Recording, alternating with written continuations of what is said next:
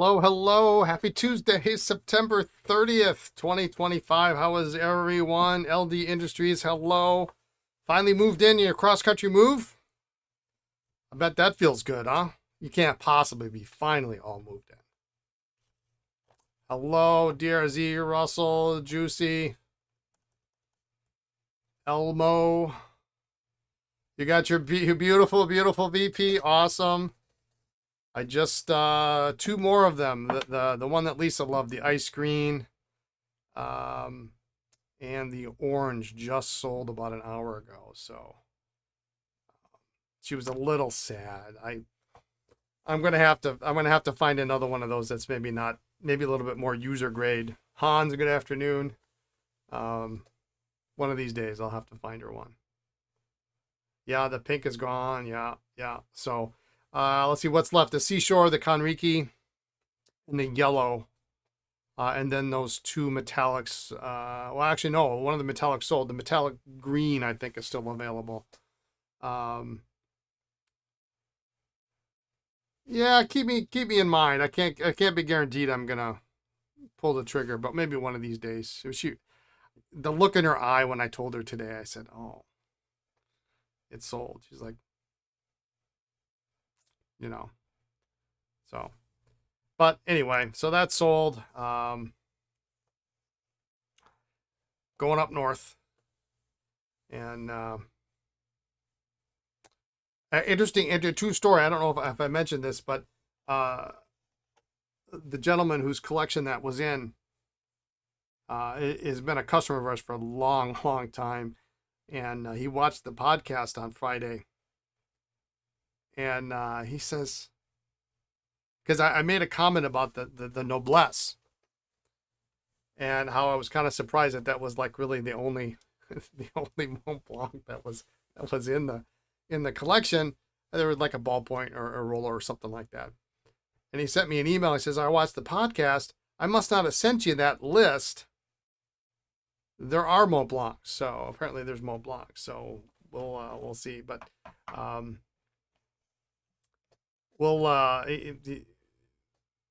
there will be more pens coming." In fact, he says, "Let me know when you're ready for more stuff."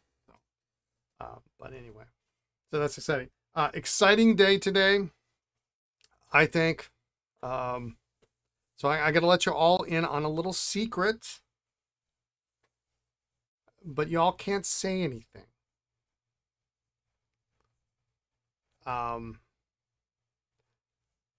Good afternoon, Indy. Yeah, there's more. I don't know. I don't know about vanishing points though. I'll have to look at the list because I mean, if there would have been a Twilight or something, I would have grabbed that. You got a Sheaffer Tyrannus Stormy One. I remember that. I remember that pen. So I'm going to show something later today that I'm going to talk about on the podcast, but Lisa doesn't know it came in today. So Hans, you're gonna love this. You're gonna love this. So, and I'll bring it out in a minute. But anyway, we gotta kind of keep it low key until Friday. I got my daughter in on the deal. It's gonna be priceless. It's gonna be really, really good. Let's see. What do we got? What do we got for today? Let's take a look.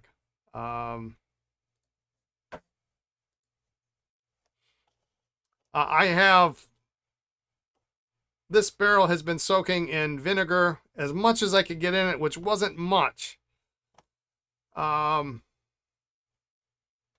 Since about 10 o'clock. So it's been soaking for 4 hours in here and it's still not budging. So I'm going to let it soak. I really think it must be pushed. It's not filling as much as I thought it would. So I need it to fill with vinegar so it dissolves the rust on the spring, which will allow me to open it up. We'll try that later. So we got that cooking. We're going to try these. We'll reassemble this guy. So this should be a quick little test. We're going to continue to struggle with this bunch of merry misfits. Actually, we're not really struggling much. This pen didn't come open. And then I'm going to work on a pen of my own. Because I don't do that very often.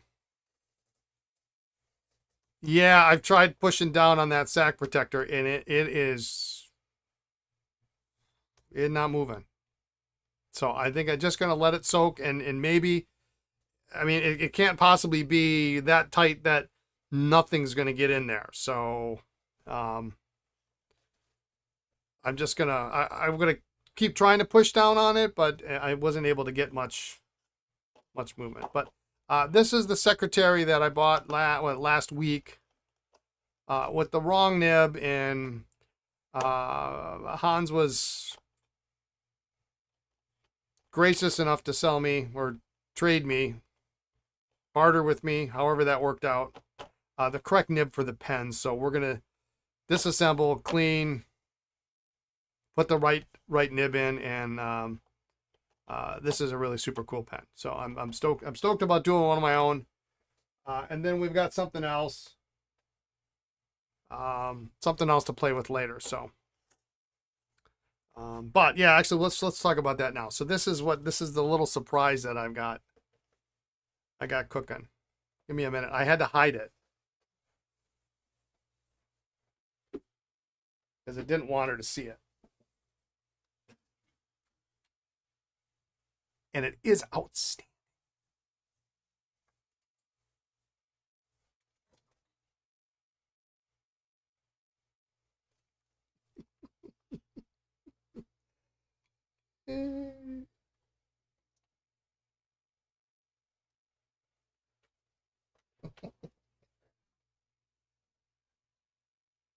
She won't she doesn't know my hiding spot. She doesn't know. And she won't watch this. She won't have any idea unless somebody says something to her. So please don't say it, because it's going to be funny. What I want is I want the reaction. So these came in today. And Hans, I don't know how much you know about these. This one needs a little help. This one, so I was able to find the model numbers for these, and I have a second one on my lap, which is just as cool, if not, well, I don't think it's as cool as this, because this one is actually missing a piece. The Royal Hager pottery. Okay. And this, we need to fix this. And then they say Parker USA down there. What does this say? Magnetics. $22.50. But this one's missing a piece. Does anybody know what piece is missing? And we have my daughter and her keen eye to thank for identifying the missing piece. Well, does anybody know what this is? Actually, is the first step. This is so ridiculous. I love this. No, not a metal tray. So first off, what this is? Yeah, it's Royal Hager pottery. It's beautiful, isn't it? Isn't it just a stunning? Like the next one I think is I don't know. I might have to buy it for myself. Which one is this? This one's, I've got a 45 trumpet in here. Yeah, this is an ashtray, right? This is an ashtray, but it actually works really, really well. And it was marketed as an ashtray. Really well. You put your paper clips there. You can put your pen collection. I mean, how great is that, right? How great is that? But there's a piece missing from this. This originally had one more piece.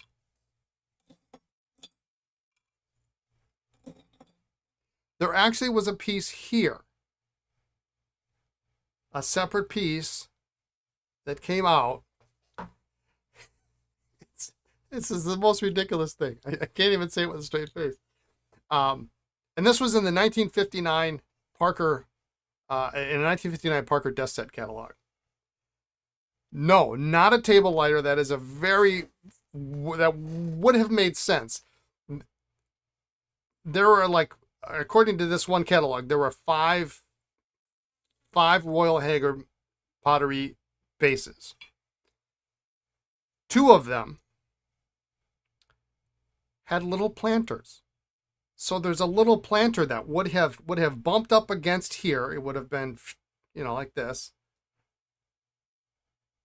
And you could have put like a little plant next to your cigarette. It's your desk pen. How ridiculous! Like, you know what?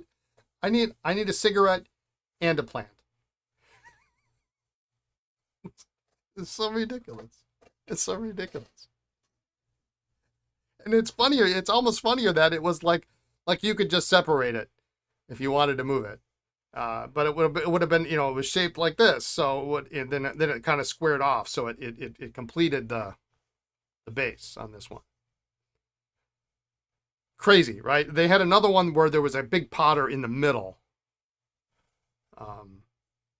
But this is super cool. This was a surprise to me this morning, and it's really awesome. I happen to have there were two. Okay, I've got another one.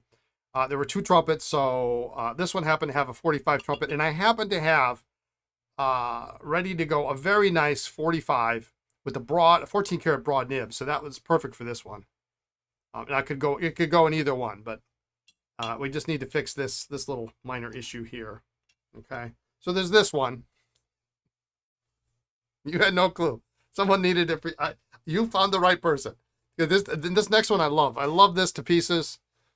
But so here's my only small problem was when I looked in the catalog, because I wanted to make sure that I had the right pens. Not that some people would care, but I wanted to have the right pens for the base. This one still has the original sticker on it. Yeah, isn't this nice? Isn't this nice? They both have some flaw. Like there's a little chip, but it's on the bottom. You can't see it. And again, it's Parker USA, and it's really lovely. It's really lovely, isn't it?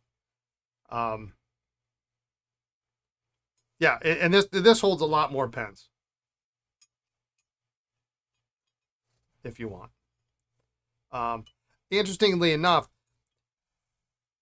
like 3 of the 5 Royal Hager pottery pieces had magnetics, and then the other 2 had what do they call them? The Swivedex or whatever whatever it was called.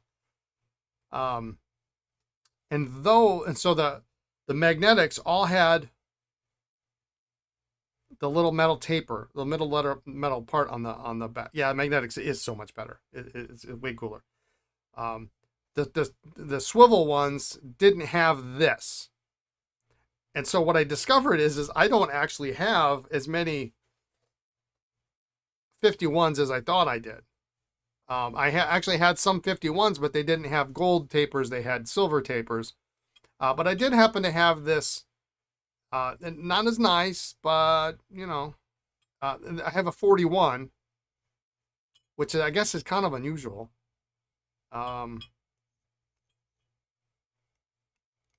That will fit. So it'll just make it a little bit more, the steel nib, a little bit more affordable for somebody who wants a super cool desk set, and it might be me. I don't know. There's a little ding on the side, but the plan is I'm going to launch these on Friday, during the podcast, and Lisa has not seen them. She's not going to know they exist, and we're just gonna. My daughter and I, we're in cahoots. We're gonna pull them out, and oh yeah, I've got one more thing, and then here's this beautiful desk set. Isn't this great? Isn't this the greatest thing ever? I love it. I love it. So anyway, that's the little fun bit of things. So thank you, Hans. I think that 41 looks good in there. I think that looks good. and it's a kind of a medium nib, so it'll be nice. It's got a little bit of shrinkage. I just didn't have the right 51 for this. I thought I did. I thought I had like another 4 or 5, which maybe I do, but I can't find them right now. So, but anyway, uh, if anybody is interested, let me know before they go on sale. You can have first crack at them, no pun intended.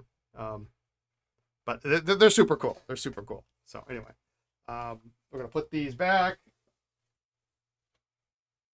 Actually, I gotta take that out. We're gonna clean that.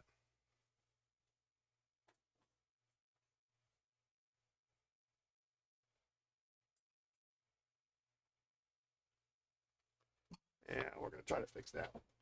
So, do you get a very good job of selling you your own desk faces? How can I make this work? You pay me, I'll pay you a little bit.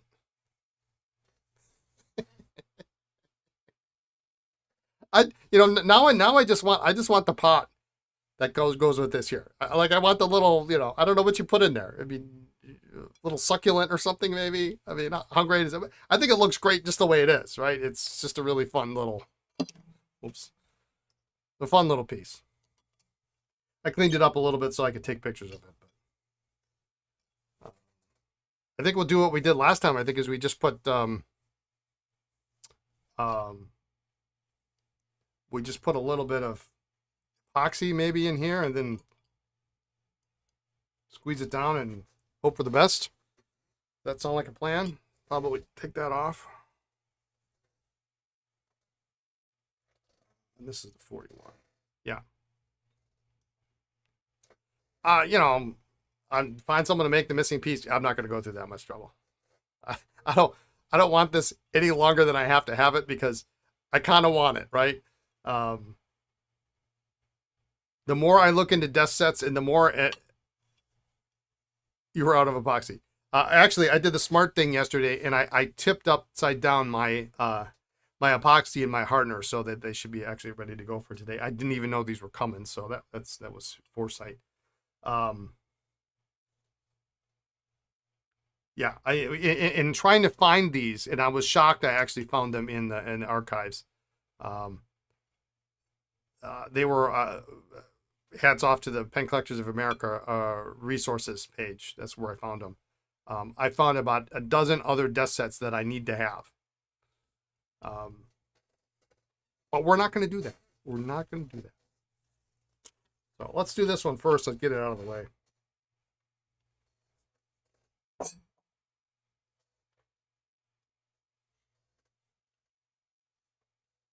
Yeah, but it's so nice. It's so nice.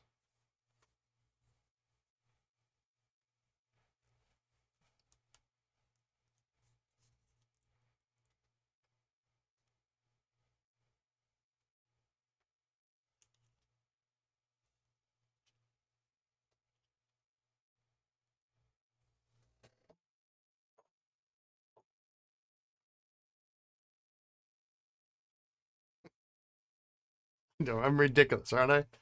I'm so excited over these goofy little things.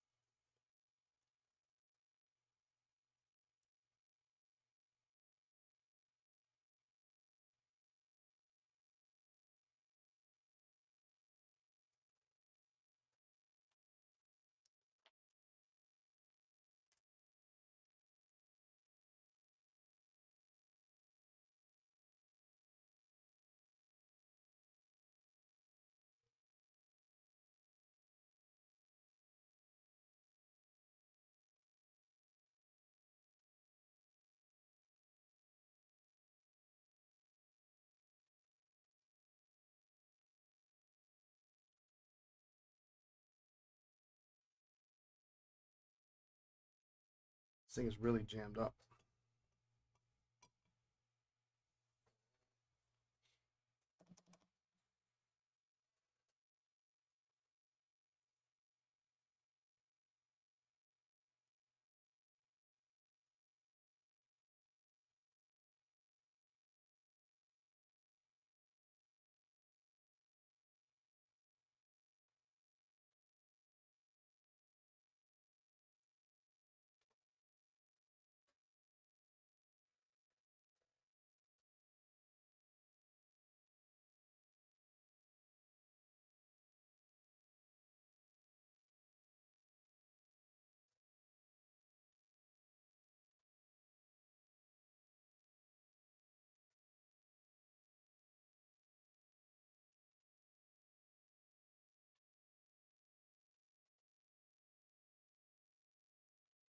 so ridiculous.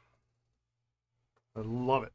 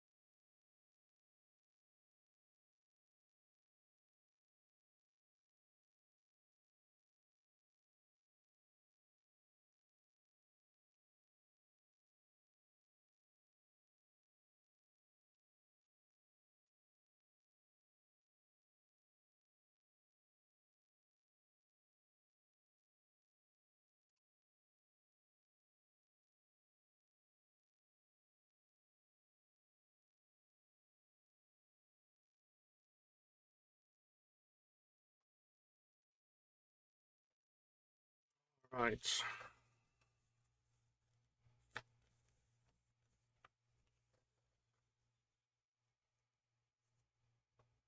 I know I should have calipers or something here, but I don't.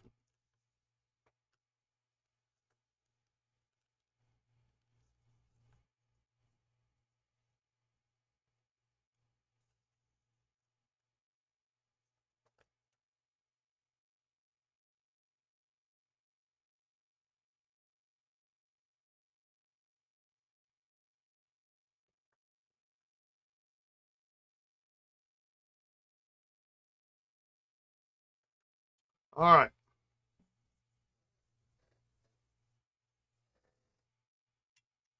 That in there.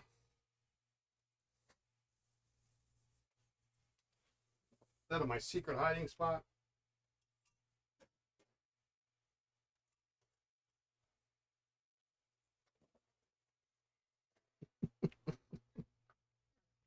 I love it.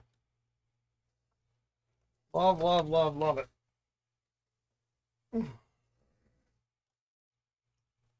Desk sets are just so much fun, aren't they? All right, let's do a little assembly here.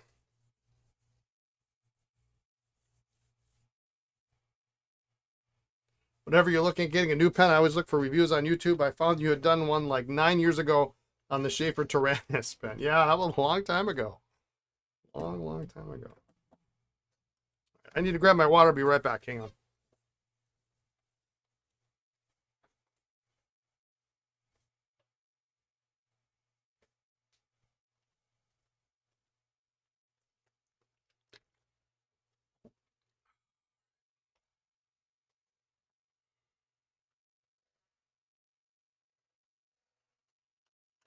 Ah,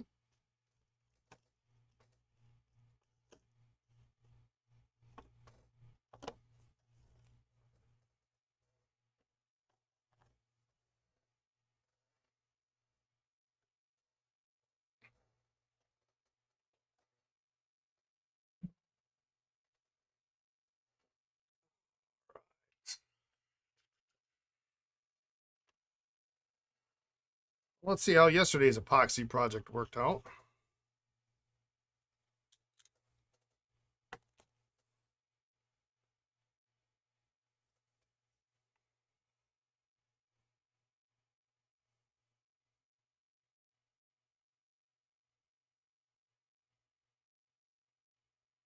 Can barely see it. I might hit it with a touch of micro mesh. It's pretty solid though.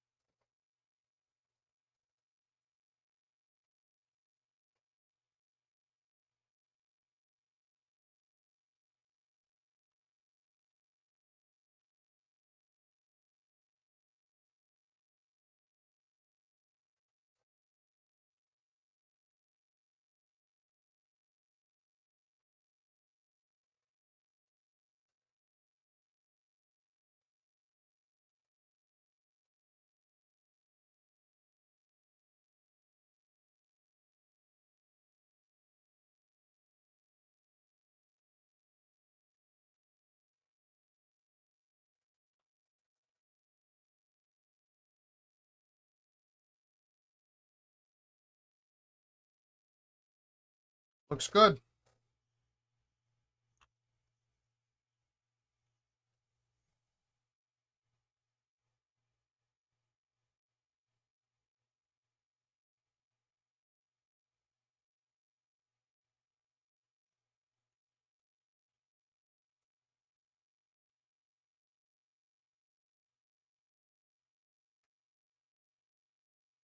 A Sheaffer converter is easy enough for a beginner to reset. The arometric converters, I find them to be a royal pain, is what they are.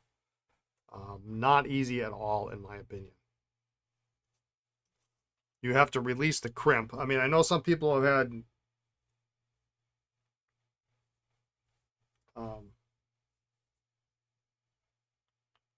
success doing it, but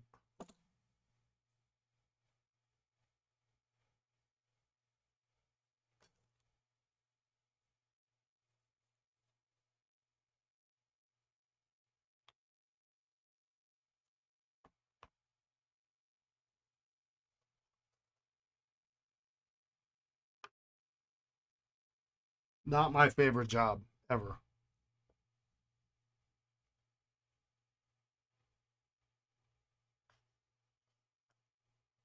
Okay, that looks good to me. We are going to swap these around.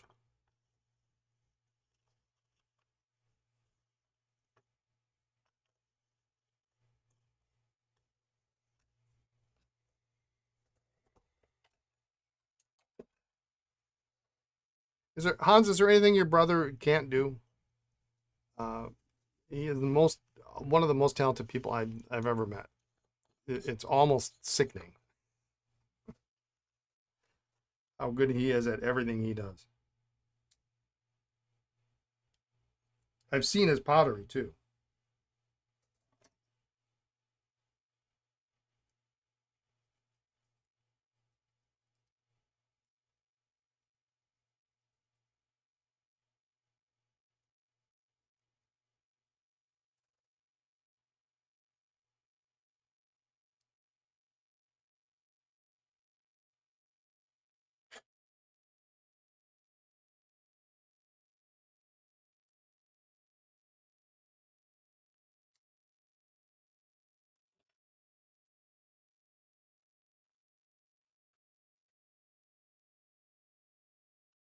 Oh, slimline. Yeah, so you've got a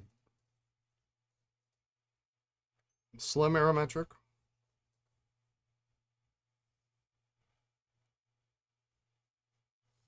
If you can get the crimps out. Yeah, so this one we'll have to see it. If you can get the crimps out, then it's not too bad, from what I understand. Use the set of dishes he got you all the time. I saw a couple pieces that he made that Linda Kennedy had a couple months ago. Nice stuff.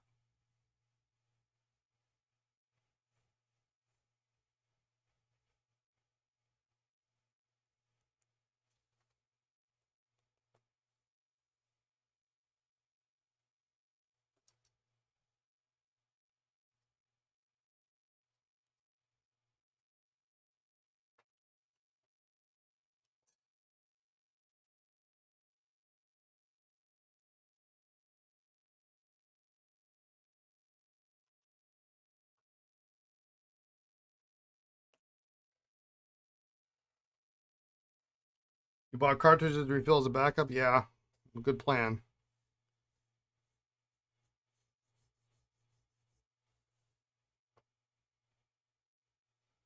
What apparently does also work, and I know because I have something like 10 or 12 slim targas that I haven't put on the website yet. There is an old Monteverdi mini converter that actually fits.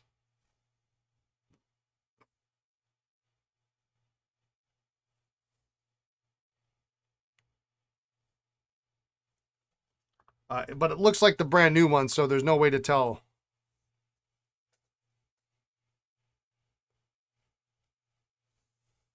With some heat, you can remove the plastic bushing of a Sheaffer converter without messing with the crimps, but it's still not fun. Yeah, I've got a box of them. Maybe that needs to be a uh, a stream someday. We're just gonna repair Sheaffer converters.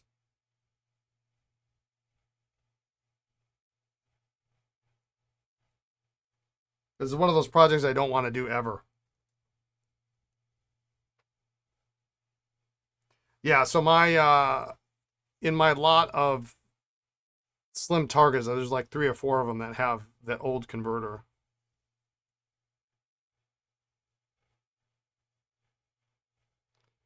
When your brother gets back into pottery, we should see about getting Lisa and I some pieces. I think he should build his own studio. We'll see. Yeah, I mean, now's the time, right? You only do Sheaffer converters when absolutely necessary. I'm with you on that.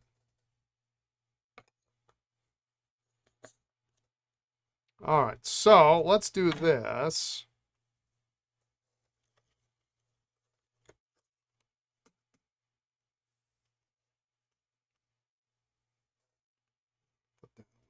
I'm going to test these first 4. Do whatever we need to do to make these good and ready to go. We'll do this one. Seal this up maybe. And then I'm going to jump over the pens that I started the other day and work on my pen because I don't ever work on my own pen, so I kind of want to work on my own pen today. And then when that's in a point where we can stop, then we'll get back to the ones we started yesterday.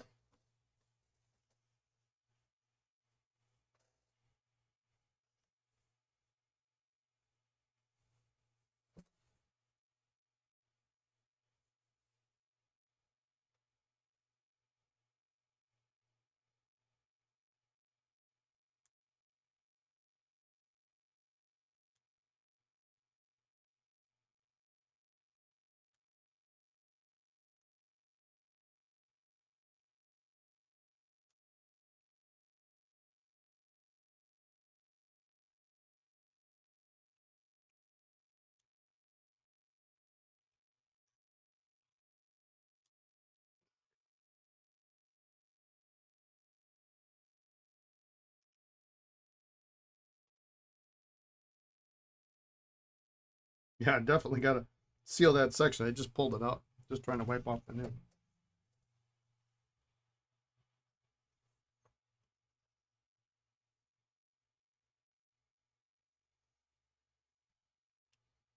Well, I haven't used a little Sheaffer junior size like this in forever. It was one of my first Sheaffers.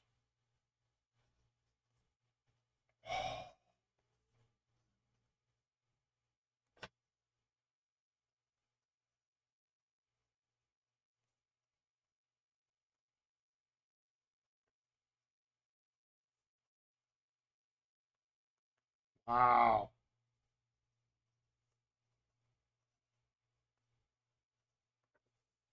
Boy, is that nice. I mean, the color is not terrible. The trim's got a little brassing like they usually do, but wow. Nice nib. I like that.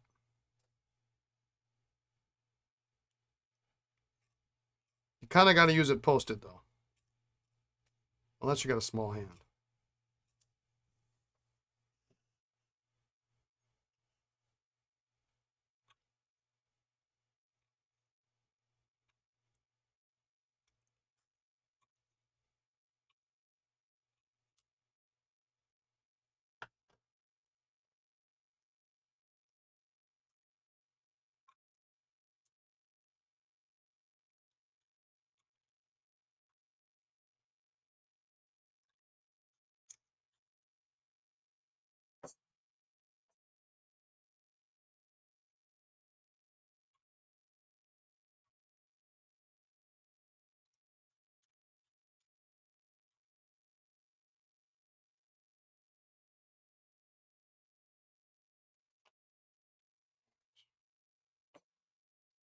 Next one is a touch smaller.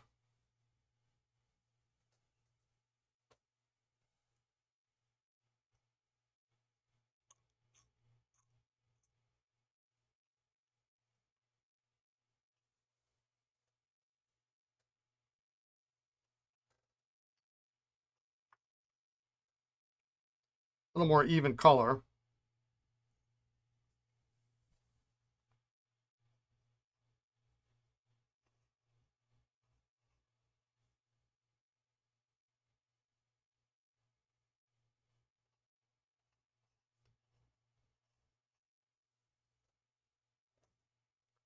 An extra fine, all right.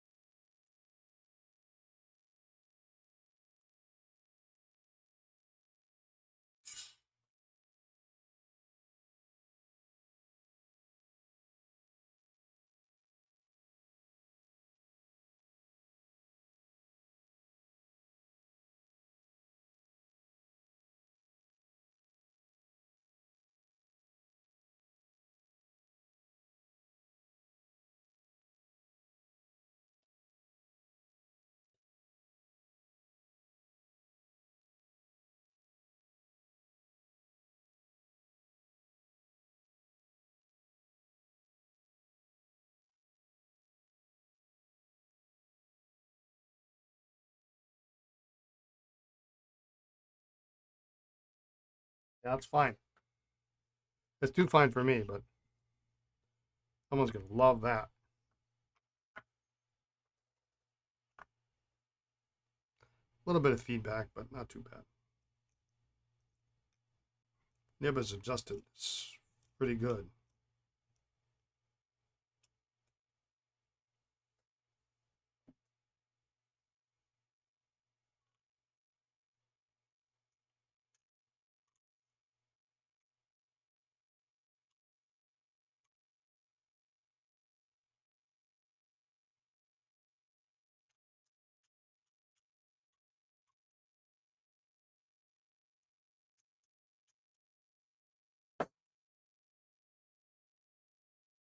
I'll take that junior any day over the yeah.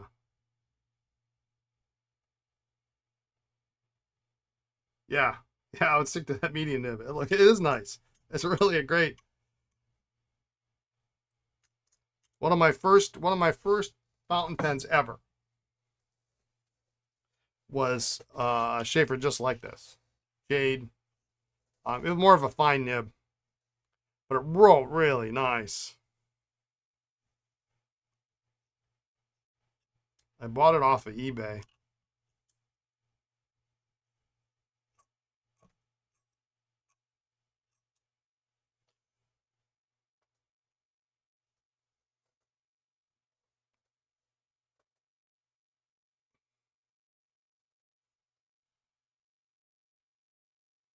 Oh, I like it already. Oh, it's nice. Look at that.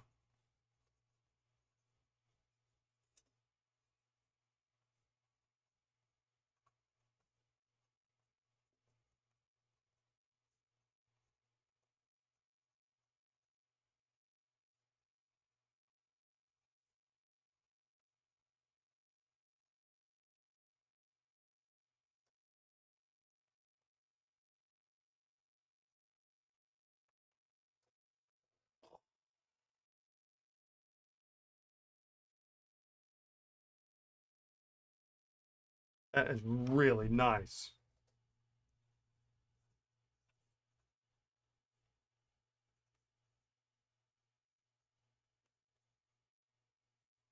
That's going to make somebody a happy camper.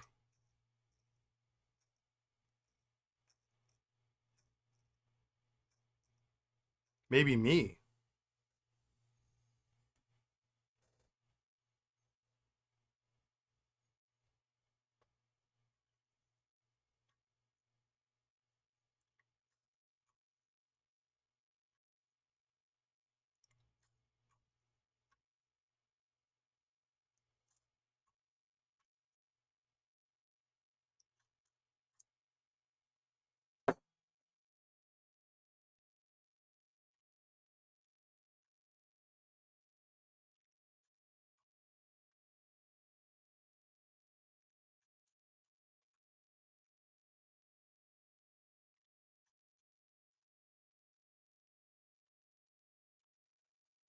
I like that.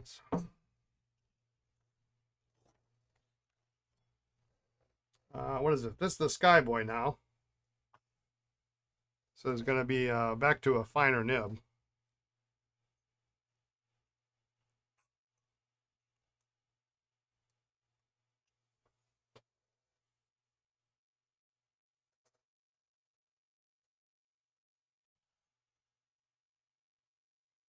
But it's nice. Nice.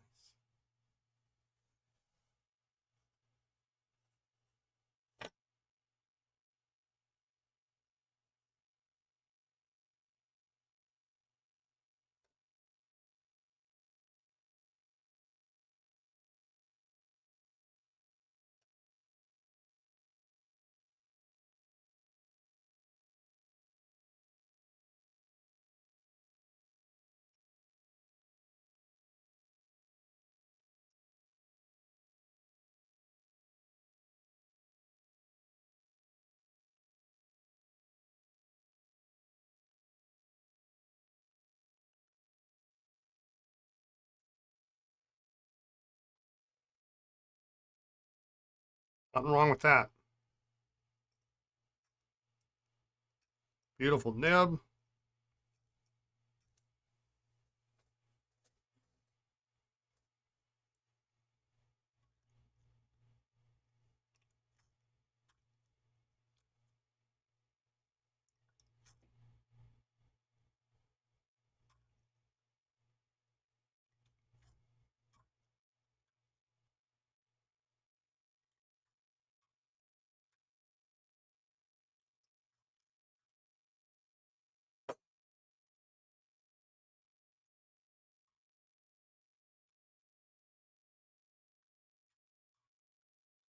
So there's 3 real winners in there. I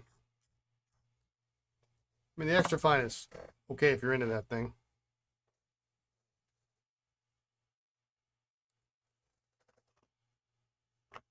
That kind of thing.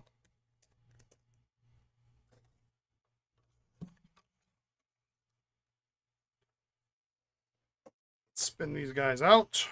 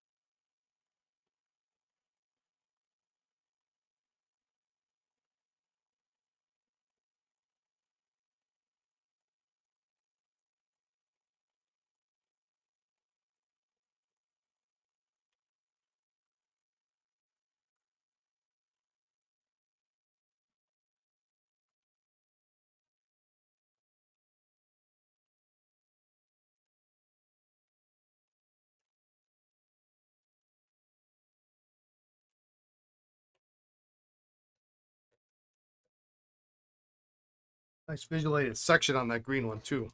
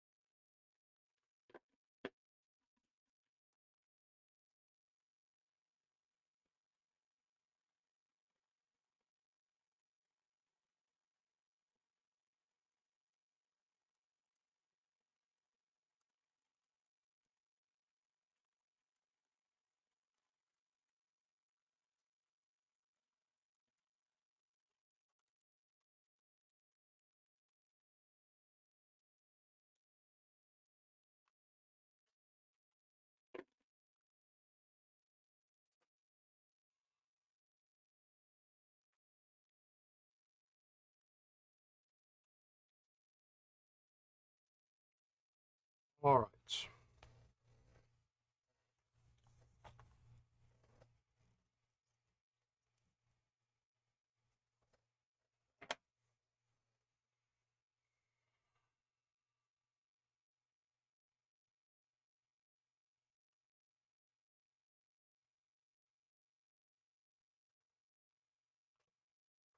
I find these are loose a lot. Once you open them, you have to seal them back up because they're just too loose to.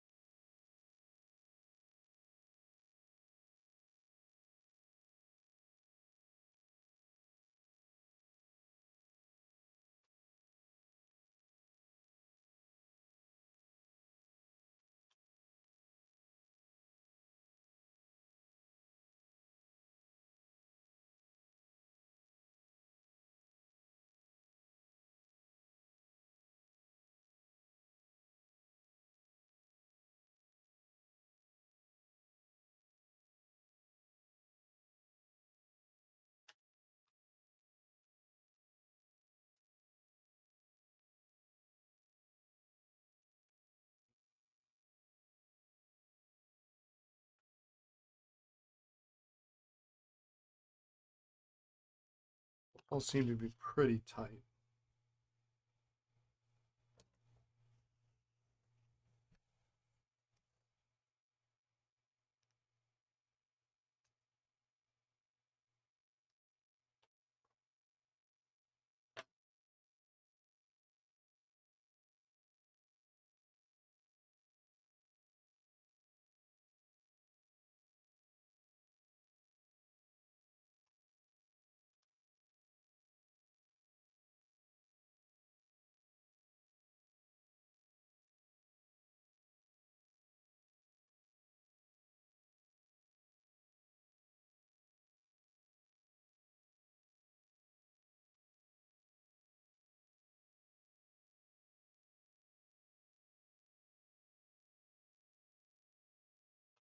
All right.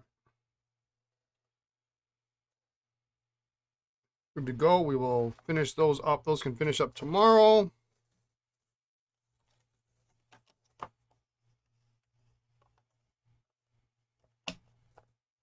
Those are all from the latest lot.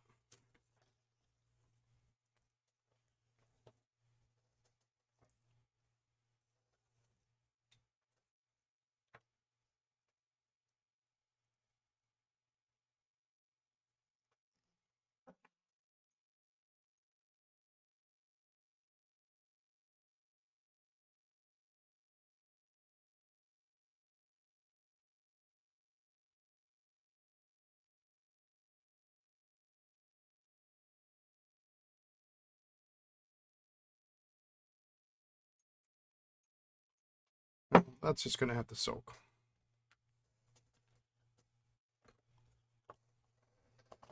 All right, now for the fun stuff.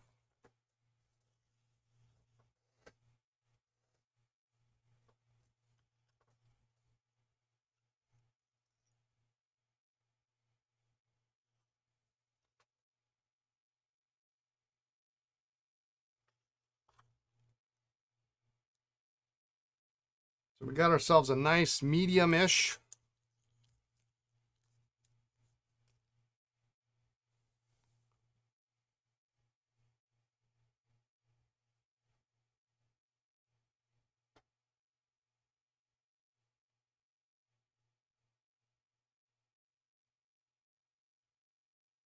Secretary nib.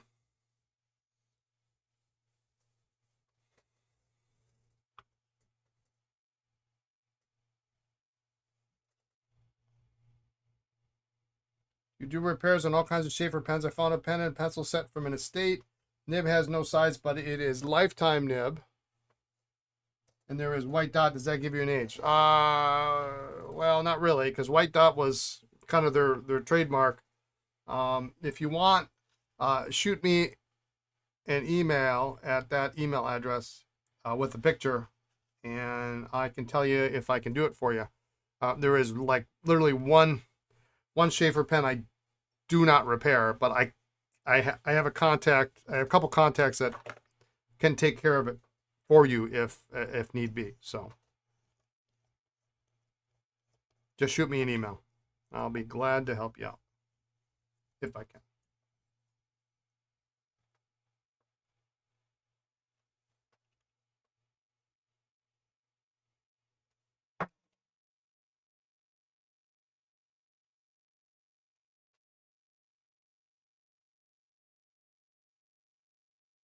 Clean this up real quick.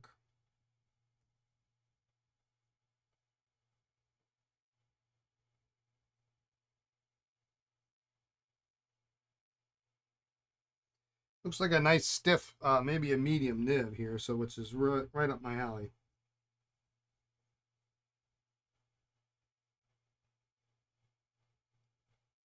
Yeah, if you send me pictures today or now or whatever, Tuesday's kind of my late day, so after I stream, I still work a little bit.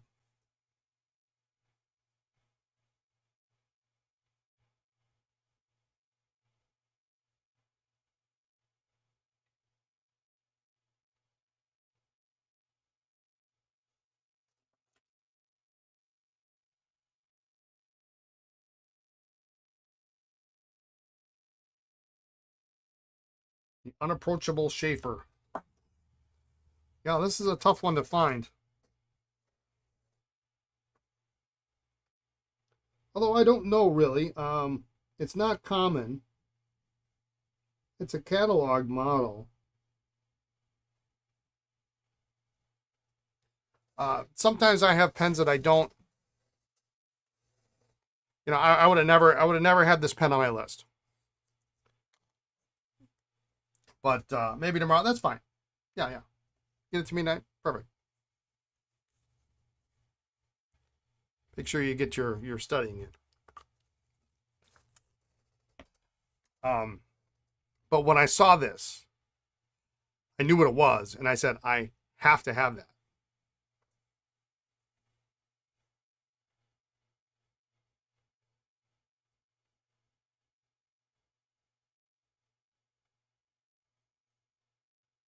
And sometimes that's how I buy pens.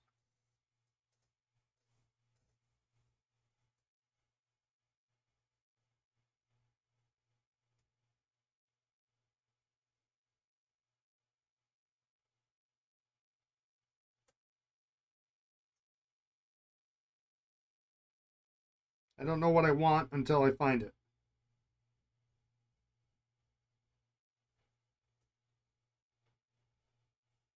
If you want to go crazy, you might see a couple a year. Okay. You can go many shows without seeing one. If you want to go crazy, find them with the flexible or stub. I think I'm probably crazy in that I'm one of the few people in probably the entire, or so it seems anyway, the entire industry that doesn't really care. Give me a nice, decent, medium nib, and I'll be happy. I'm really glad you had this one, and I hope it writes medium-ish. It looks like it does. It's got a good amount of tipping. Don't care either way. If it didn't, I would have been happy with an extra fine. It's not like I'm gonna use it every day anyway. I'm just not a flexible nib guy. It doesn't interest me. I obviously appreciate the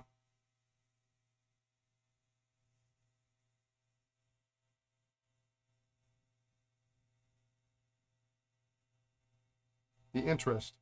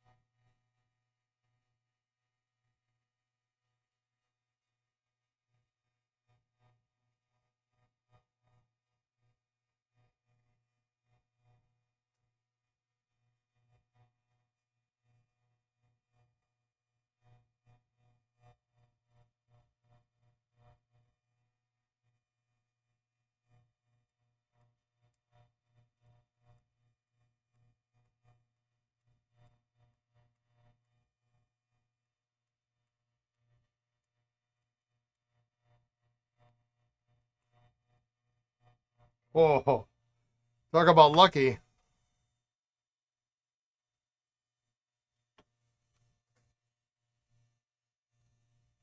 You were lucky I had extra fine in the medium. Yeah, finding any of those nibs is a challenge. This should be the correct imprint for the feed and pen. There is a slight difference in the nib construction change slightly. Okay, well.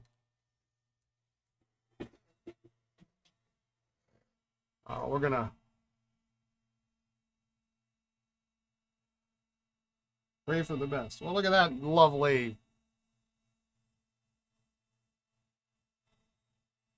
sack. At least we know the inside is clean, huh?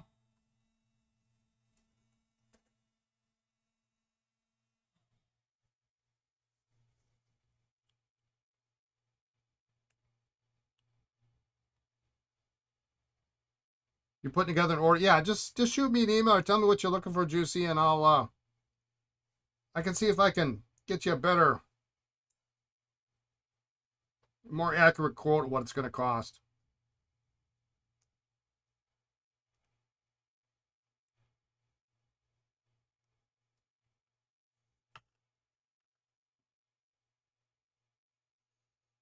All right, we're going to clean this.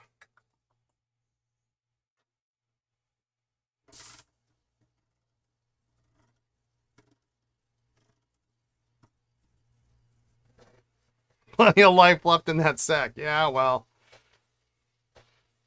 I want this lever.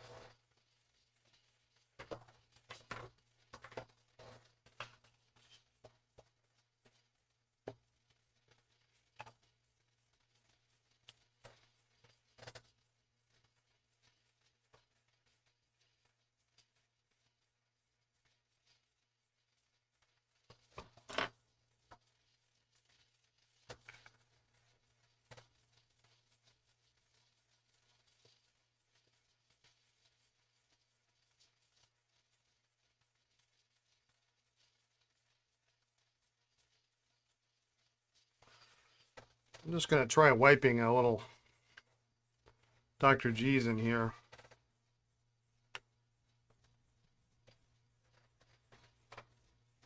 Yeah, Juicy, that's fine. That's fine.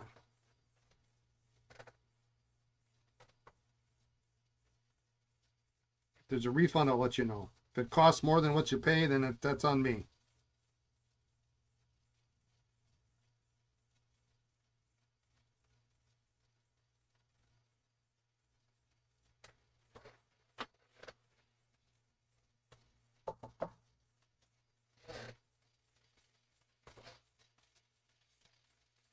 Usually I'm pretty close.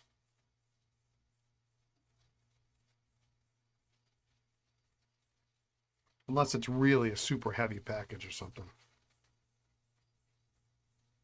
Yeah, I thought so. I just, attempted. This is like pretty yucky. I guess I could just dump it in there. It's a what do you say? It's a DuPont plastic, right?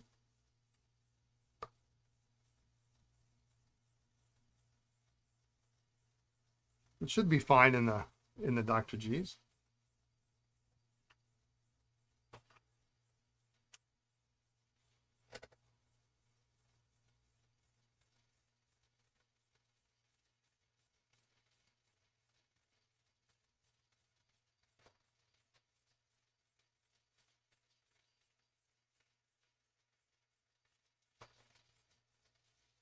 We use a Q-tip right after I just dunked it in there.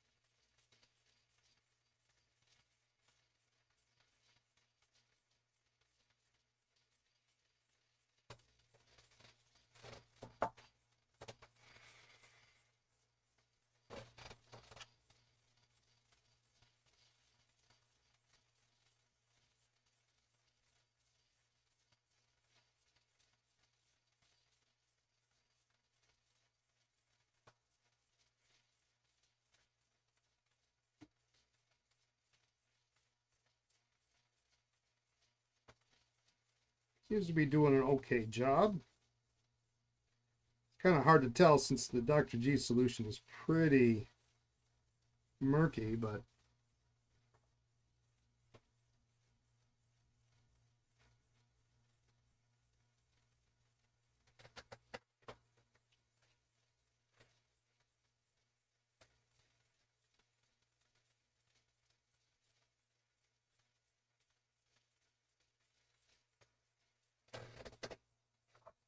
you can see the start marks of the where they cut the thread.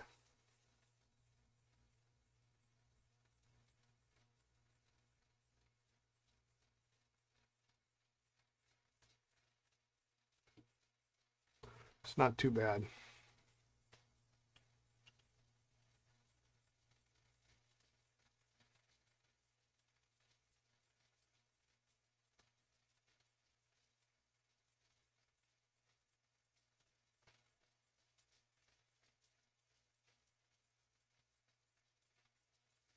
Because it actually will stop their catches.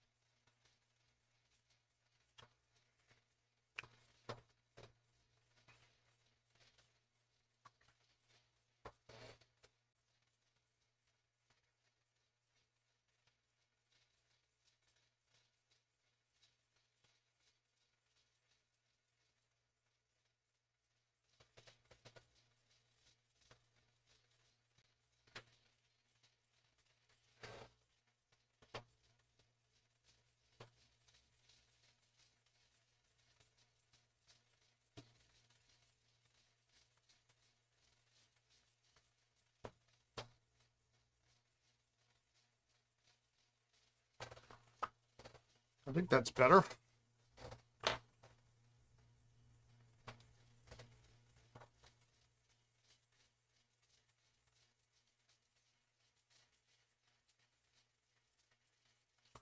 You still don't have your package? Man.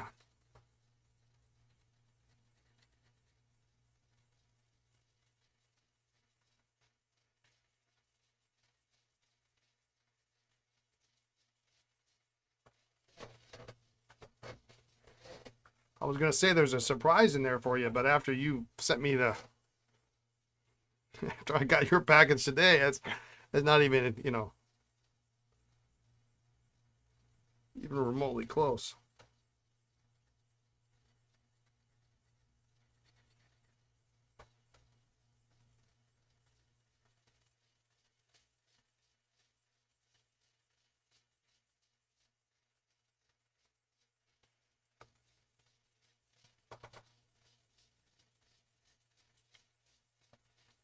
It looks good enough to know that it was used.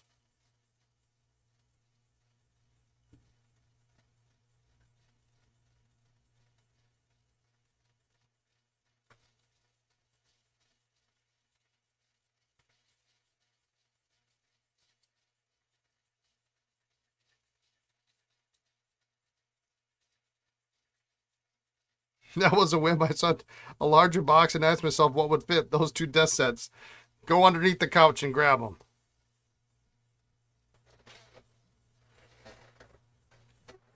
I got to be careful what I say, especially when I know you're sending me a package.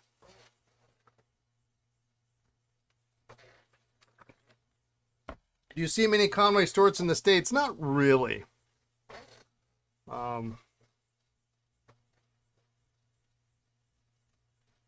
Not a ton.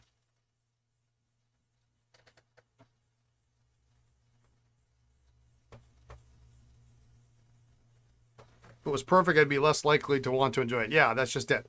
I mean, I'm grateful it doesn't have any cracks or any damage.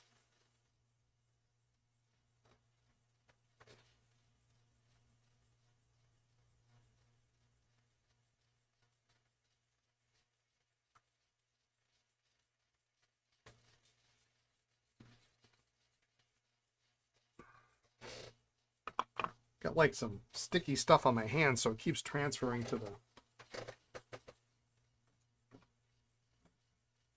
the pen.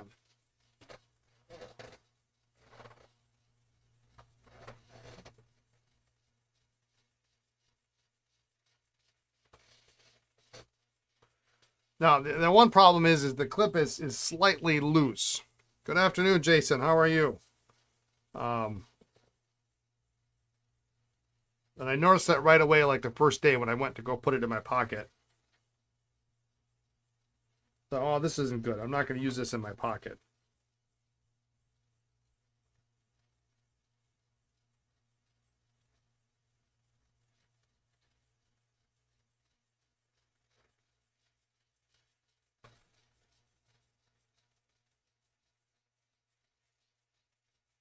But it's not loose.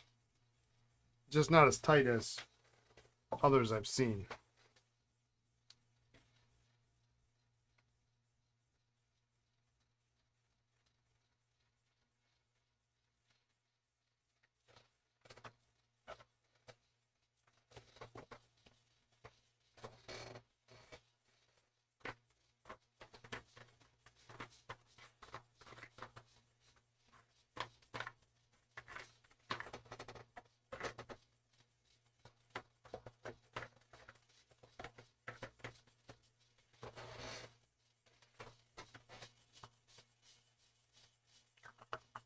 There's a little bit of staining there. I think while I have it apart, I'm just going to put a little polish on it.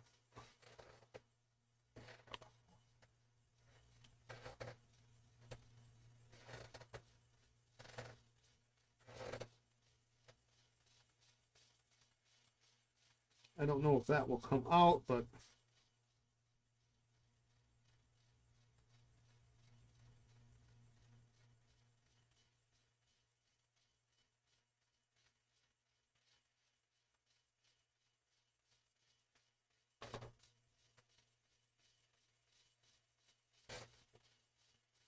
hello, PB.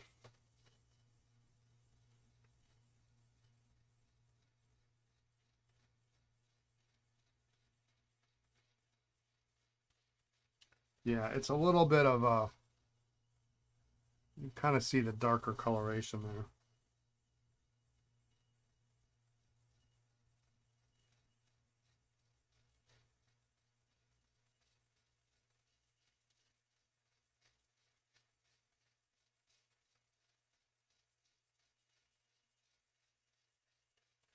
It's not bad. It's actually opposite the lever, so of all the places to be, it's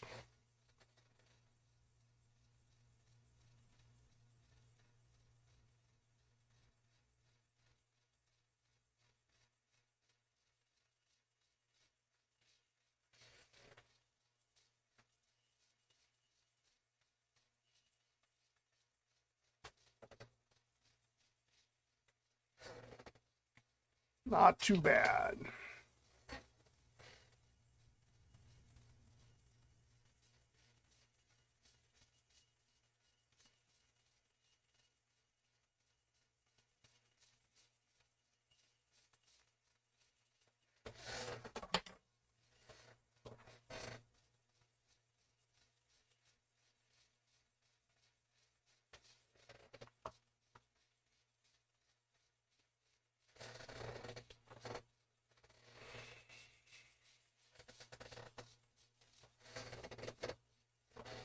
You're partial to flat tops? Yeah, I like them too.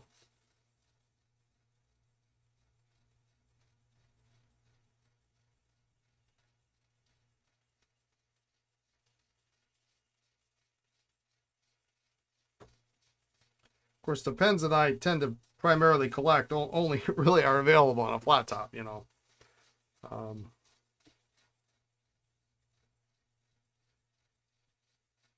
that's the beauty of hard rubber.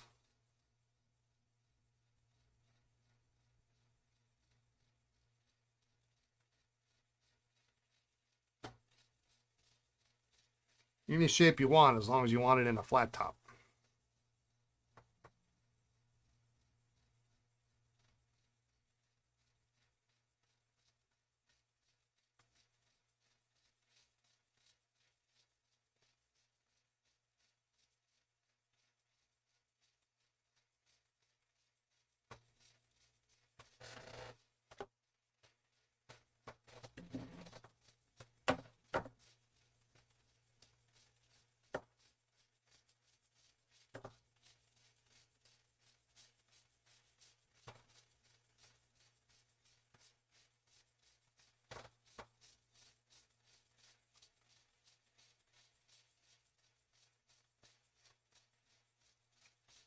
Although this is just weird enough that it fits kind of in my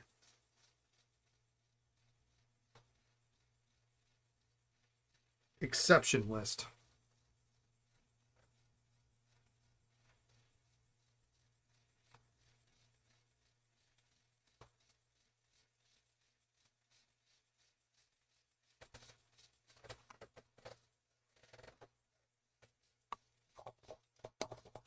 All right, let's see what that nib is looking like for that section.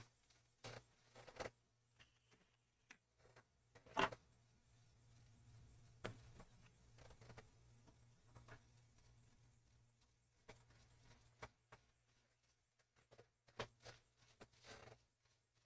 a good looking 730 nib.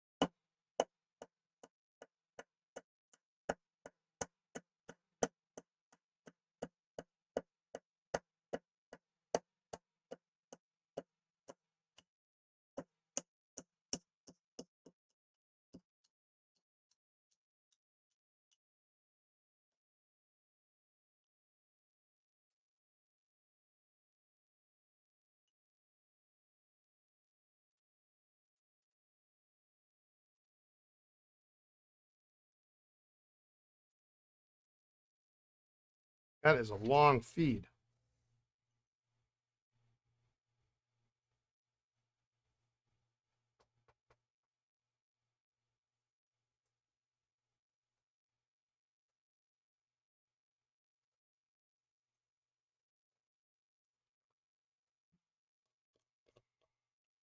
I think I'm going to clean this nib here just for...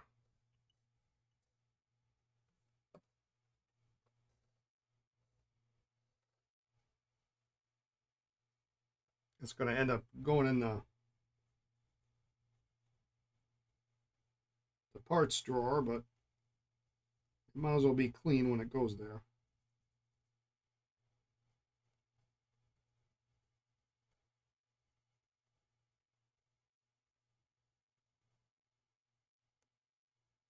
So when I come across to 730 sometime at a show, the package arrive. You love the pen boxes?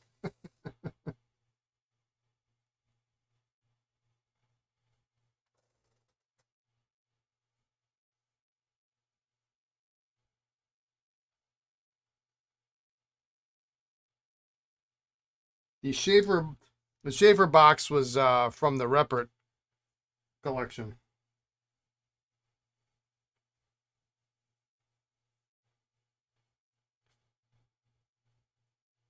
They were going to throw them out, and I said, I will take those.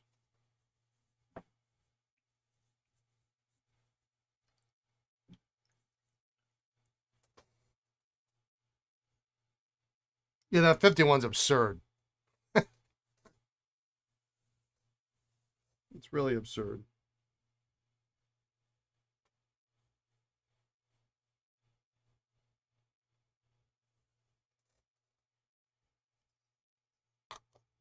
So if I'm not mistaken, a 730 would be labeled on the cap like a 530.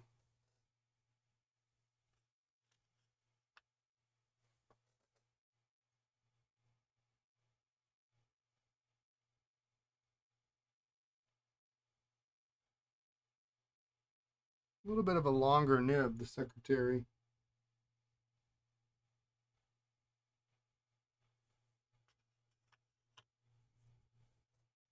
If it's early, yes, or if it's a flat top without a white dot. Which vacuumatic is easier to restore, a regular or a 51?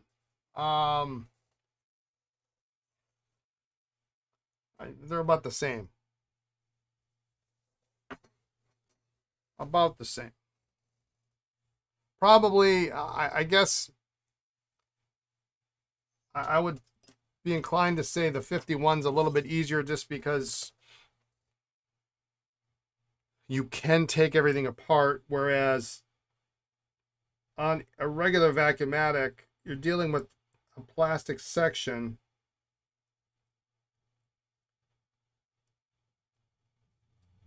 that is very difficult to get apart. I mean, you can get it apart.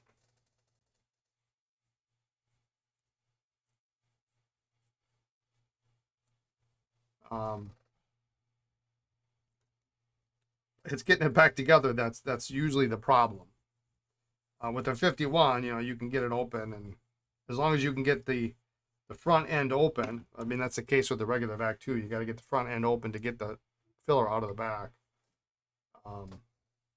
You can apply a little more heat to a 51 than you can to a vac. If it's jade and has a black ring around the top of the cap, that will take a 730. It's going to be oversized, obviously, right? Because it's a big nib.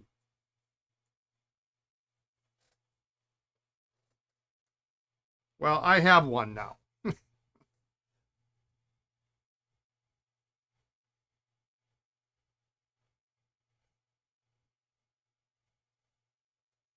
So someday if I come across one,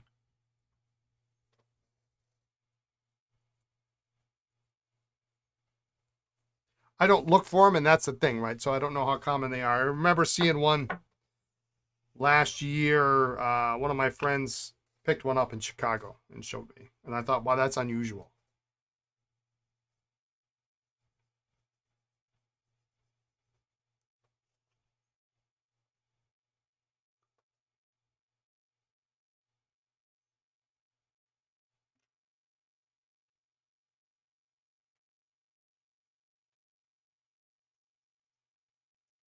And this is why an ultrasonic alone sometimes isn't going to get you perfectly clean. Look at all this black that I'm getting out of the section here.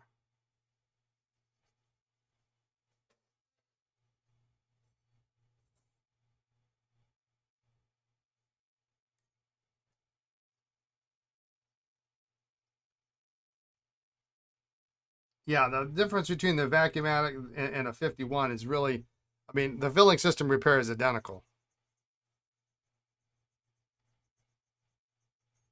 It's getting the front end that's the problem.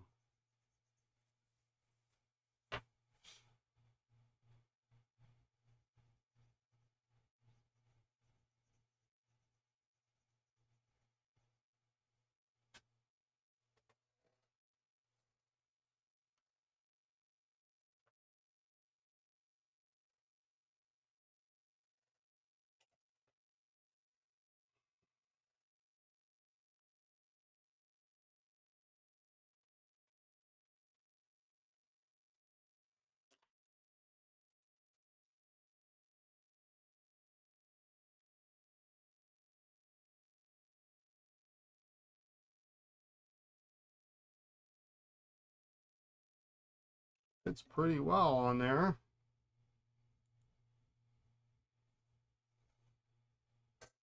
We're gonna use a little heat though, just to be safe.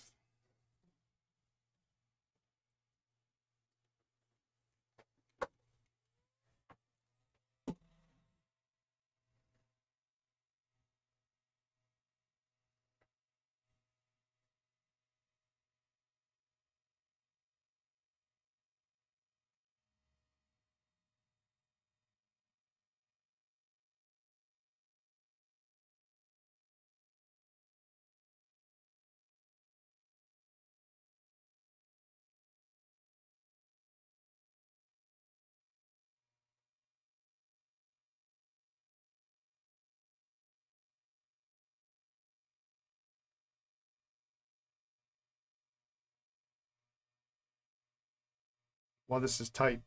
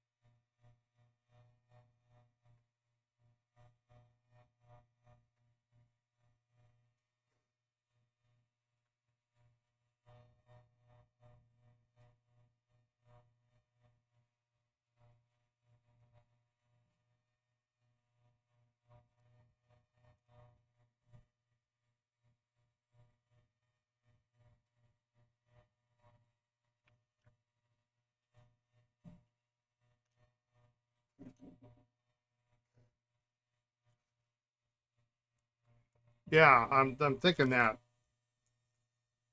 Secretary nib is thick, yeah.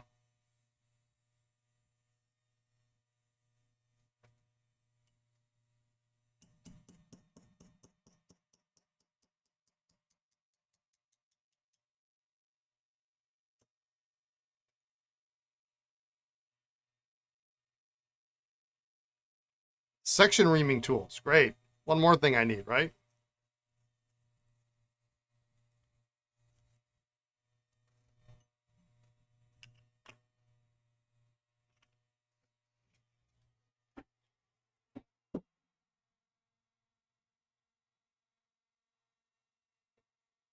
How big is it?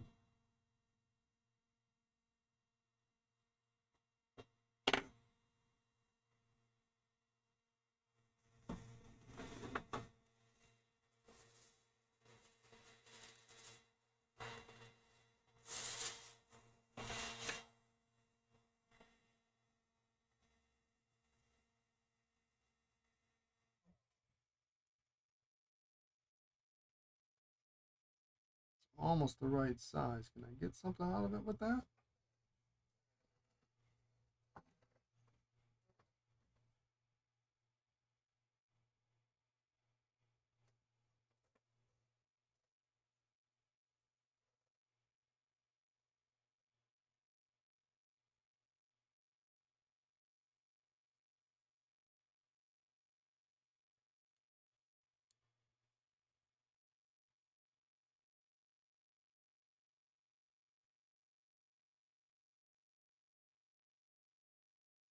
This drill bit's a little bit too small.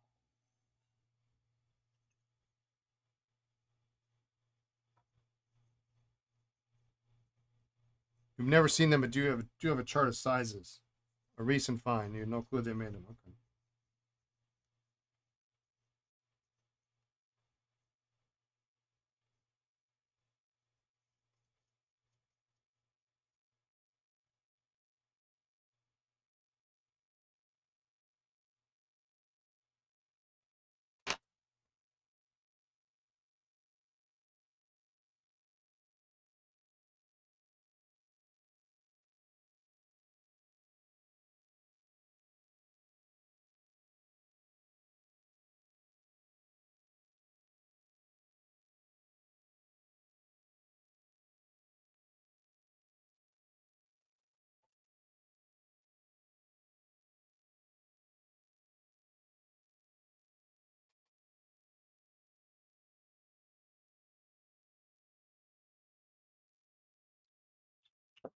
That's not working.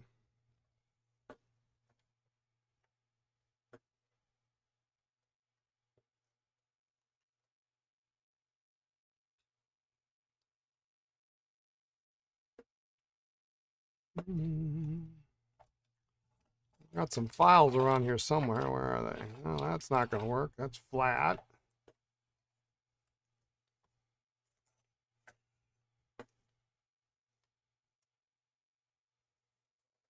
I got to get up and look over in the tool chest here.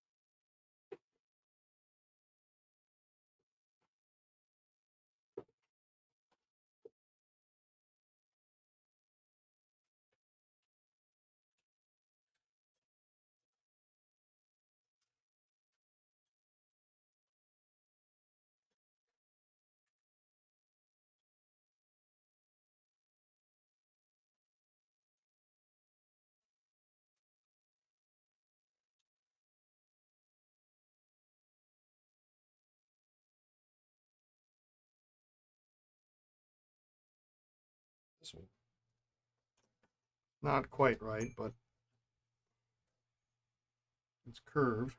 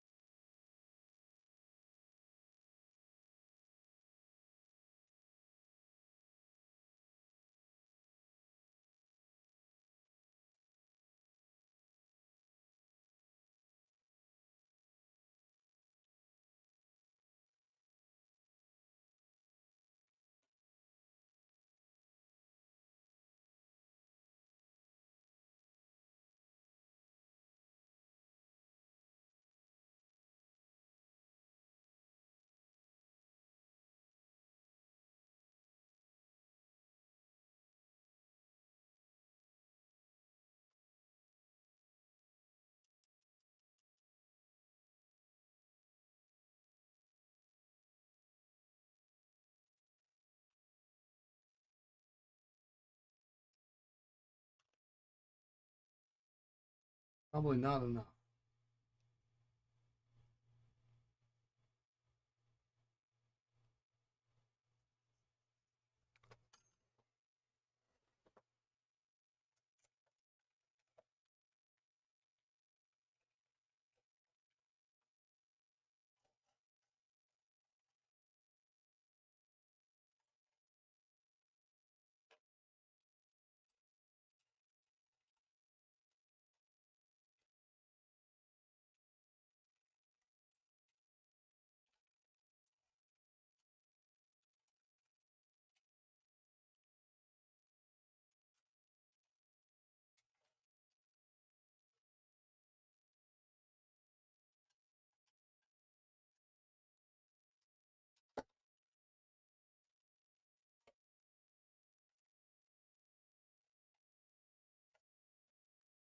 We've got a more round one somewhere, but I don't know where the heck it is.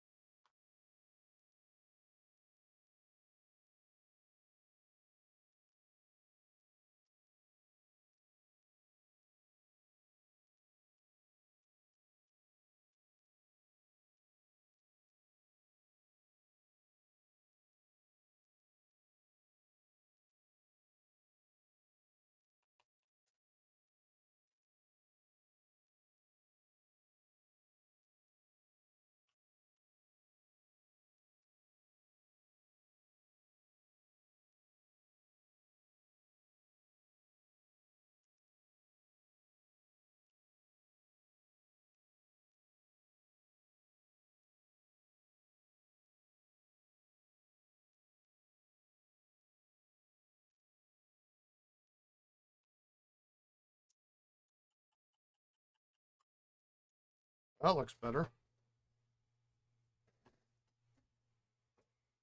least I can get it in now.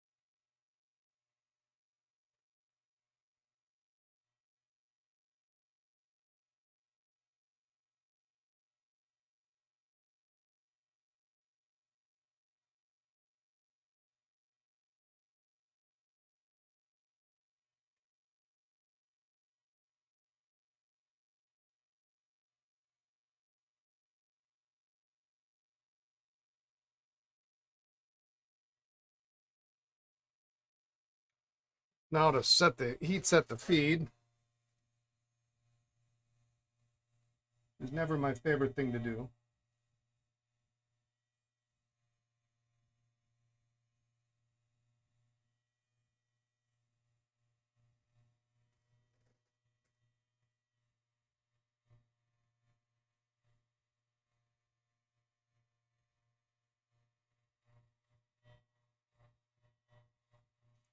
Sometimes it works and sometimes it's more stubborn than others.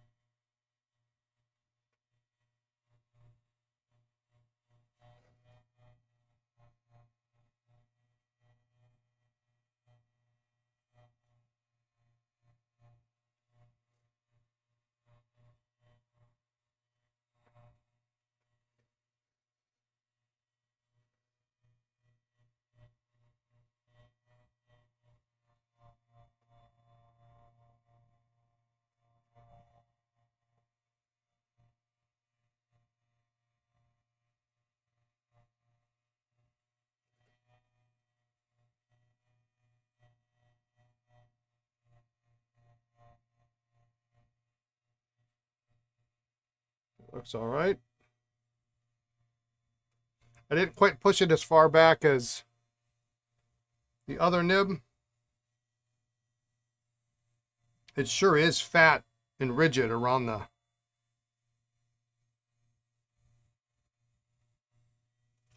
back shoulders, isn't it? I guess it was probably intended for fast writing. So it was intended to be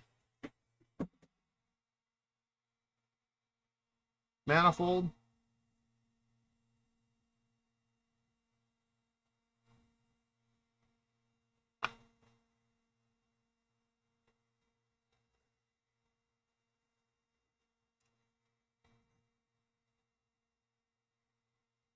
All right.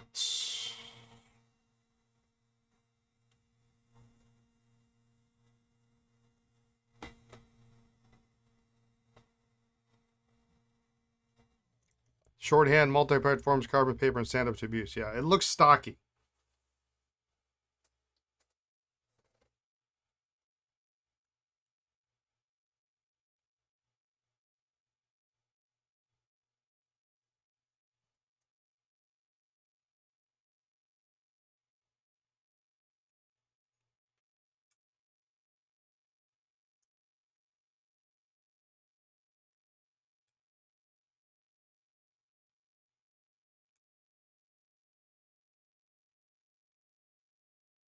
Got quite a bit of hours of writing every day. Okay.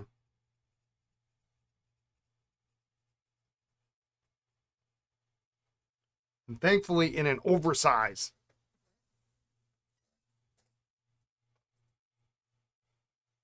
And there are what? There are two sizes. There's a slender.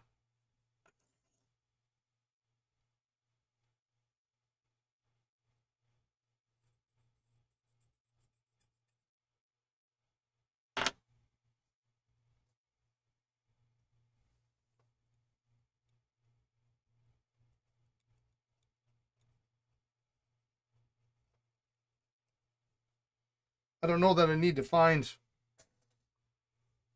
the other size, but as they say, if the price is right, I won't actively look for it. But if one comes my way, it's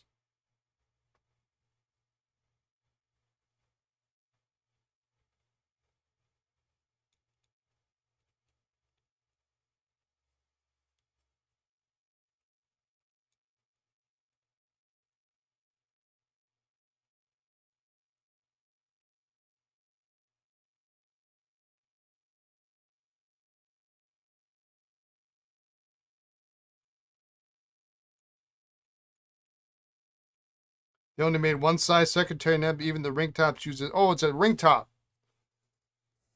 I don't know why I was thinking there was a slender, like a full length but slender version.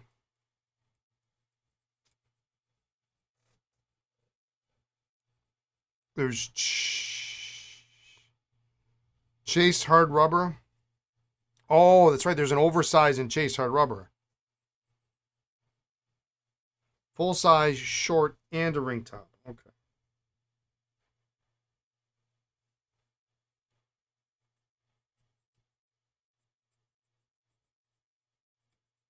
Only oversized and short, oversized in red. So ring top is only in chased hard rubber. And it's only chased hard rubber, not plain. I was looking at the catalogs the other night online, and it was kind of funny. Oversized, short, oversized, and ring top and hard rubber with sinusoidal chasing. Okay. I was we were Lisa and I were getting ready for bed, and we're sitting in bed, and like we normally do, we're reading stuff, and Lisa says to me, she says, "Well, what are you reading?" I said, "You don't want to know." The unique chasing, just a secretary model. Oh, great. I just need the oversize and chased. That's all I need. I have the set. And she says, "Well, what are you reading?" I said, "Never. It's nothing you need to know." "Well, what is it?" I said, "Well, I'm reading, the 1925 Sheaffer catalog." It's like, you're a nerd.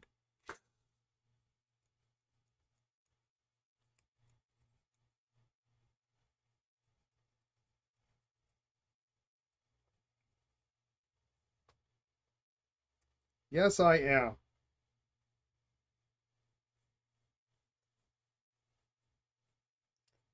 There's quite a bit of brassing on this, as you normally find on these, on the sides and bottom of the lever.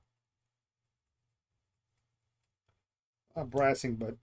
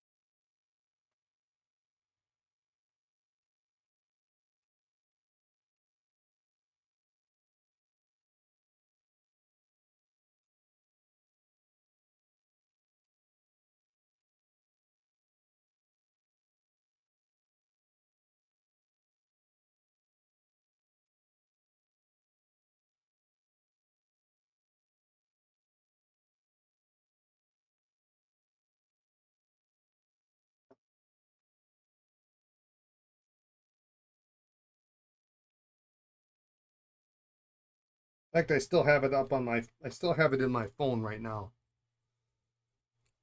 for easy access.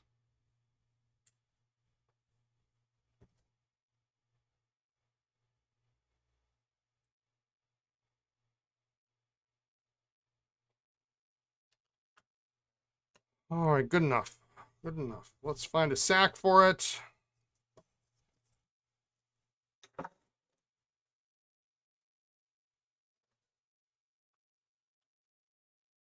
It's pretty chunky.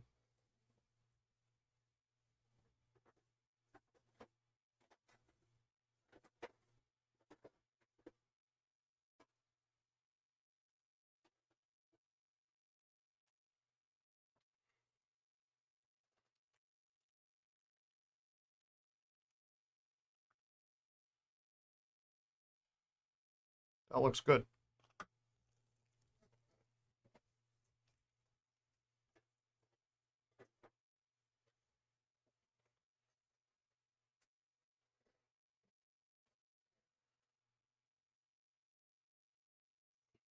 If you're serious about the Chase Hard Rubber oversized, text me. I know of one out there, mint condition. It will be expensive. Yeah, that's the problem. My costs on this pen will be, after I sell off a couple other pens, will be zero. So that's, as they say, it was the right price.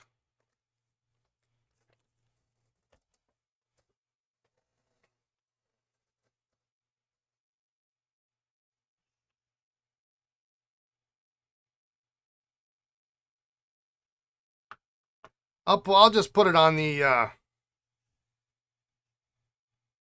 keep a good lookout list.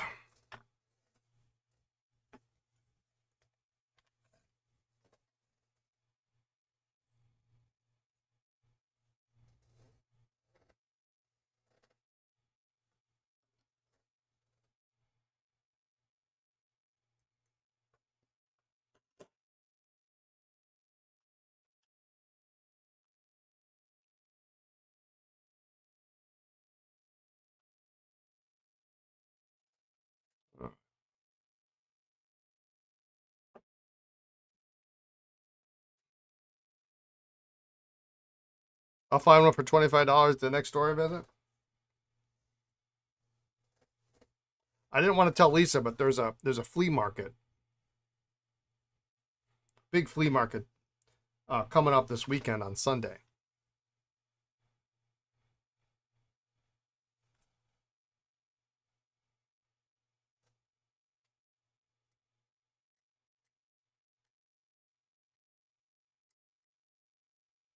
I don't really want to drive.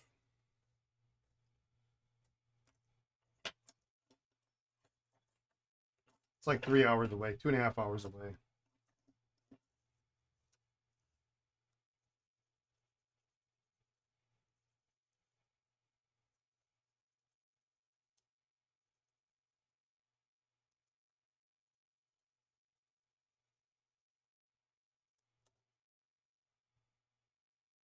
Not quite.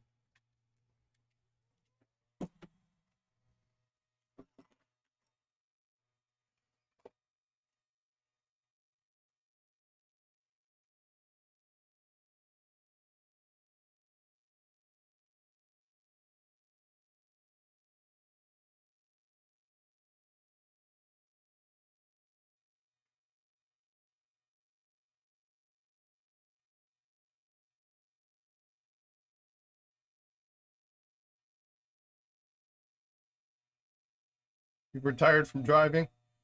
Loving it? Nice.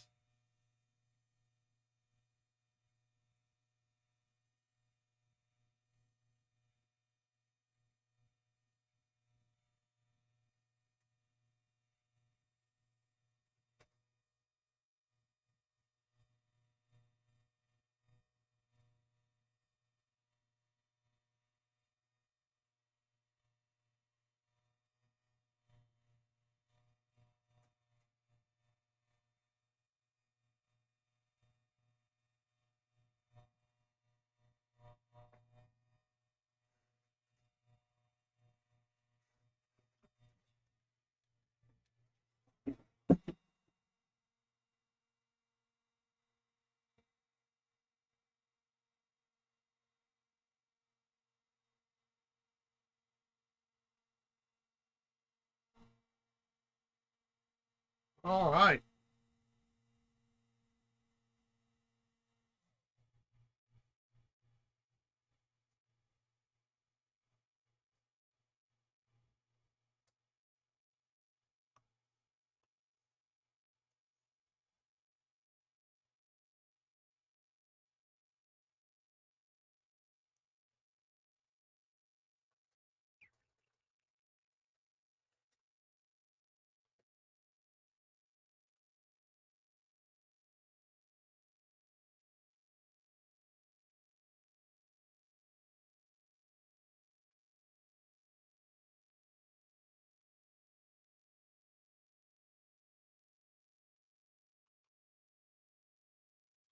That will be fun to play with tomorrow. Fingers crossed. Fingers crossed I got the heat setting right. 7:30 for another project down the road.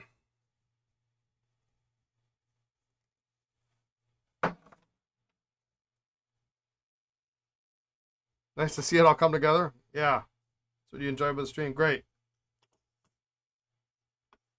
Yeah, I like, every once in a while I like to work on I'm more nervous obviously working on my own stuff than I am other people's stuff, because sometimes my stuff is a little different.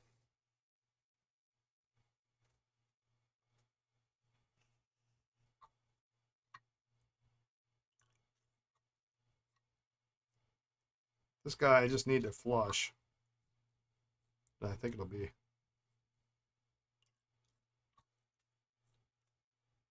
You get out the bigger hammer for other people's stuff? The BFH, as my mother would say.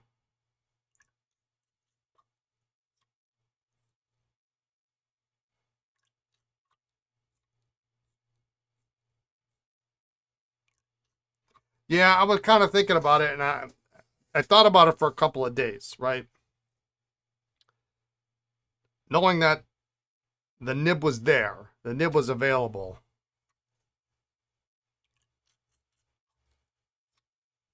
And the nib on it wasn't right. I was like, I couldn't live with myself if I had to like go hunt it down again. So I'm glad we could make that work out. Tomorrow we may be working on pen number 2 of Brian's, and taking that barrel on that, swapping that barrel out. I actually have 3 oversize, and if I can make pens out of 2 of them, because I have 2 good barrels and 3 pens, I have 2 good barrels and 2 decent caps.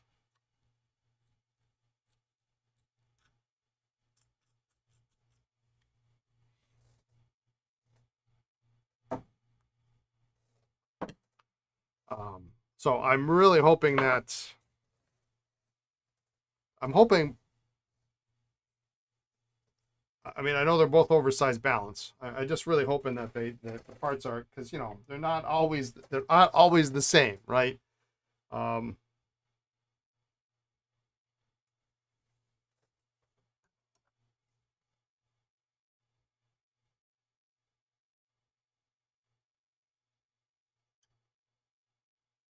But that was kind of a special pen. It was a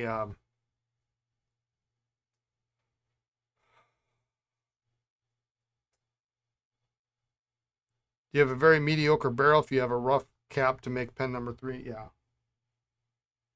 We'll see. I got to bring the other pen in tomorrow. But that pen was one of the very first pens I ever bought on eBay. And before I knew how to sack pens, and I was very fortunate that like the first couple of pens I bought on eBay, the sacks worked. Which I would never recommend you do that now, but I didn't know any better. I just expected them to work. Before I even knew what was inside, I just knew you lifted the lever and you put it in ink, and the nib is really fantastic. It's a fantastic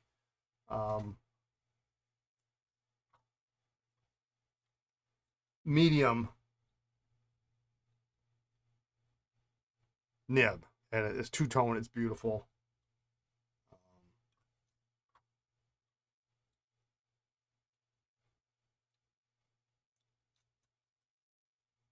So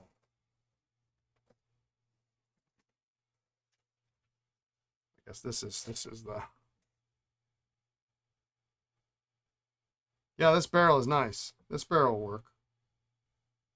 A little bit of a bulge there, but I could at least get it back in running order. It was a pen that I used quite regularly, actually, because I enjoyed writing with it so much.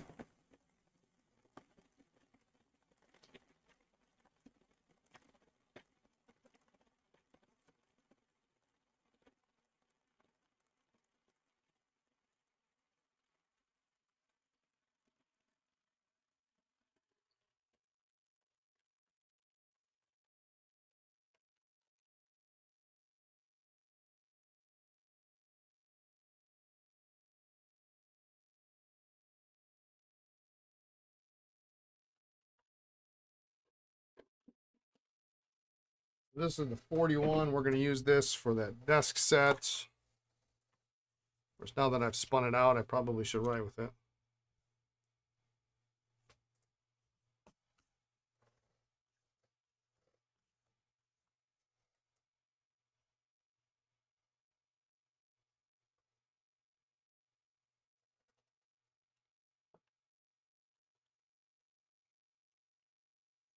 Which one do you like, Jason? The balance?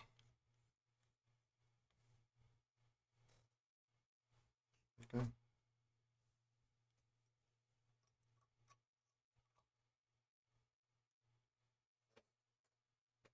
I know it fills, so I'm just going to squirt a little bit in there.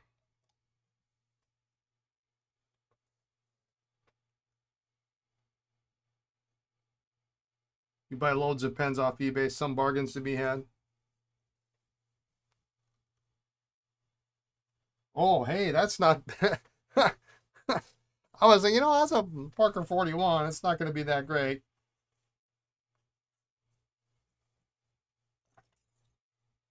The balance, yeah. Well, it was originally going to be a solid user pen that I was going to put up for sale on the site, but then I was so kindly reminded this morning that I have a pen looking for a donor barrel.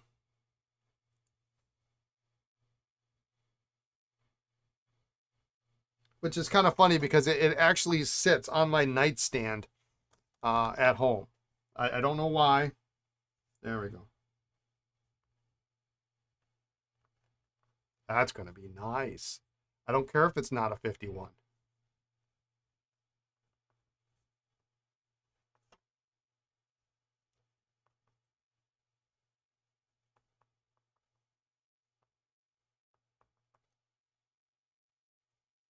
I like it.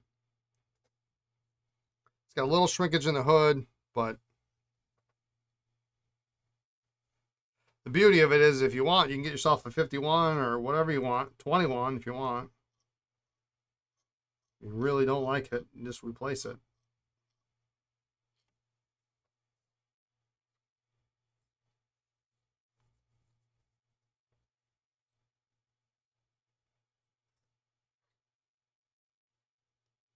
You need to find the one oversized balance in that same red celluloid as a Secretary, fully marked from the factory, last seen in 1994.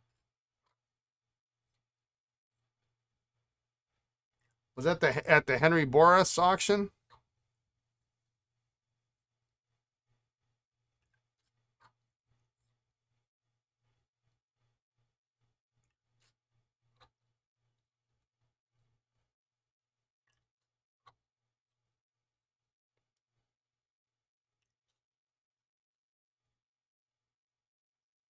Be nice to know where some of that stuff went, huh?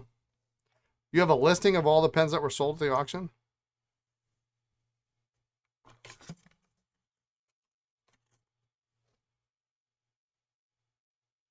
You asked 3 people who attended. No one remembers who bought it. Well, that sucks.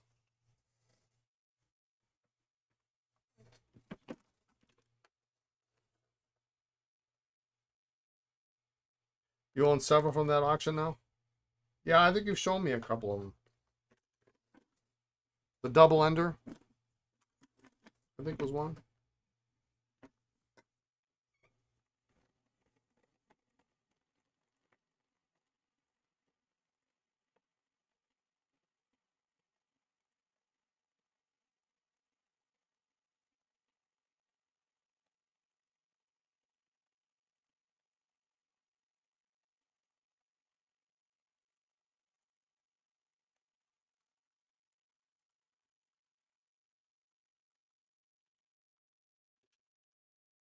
So I don't know if I fully mentioned the story of how this pen arrived. It came over the counter. Um,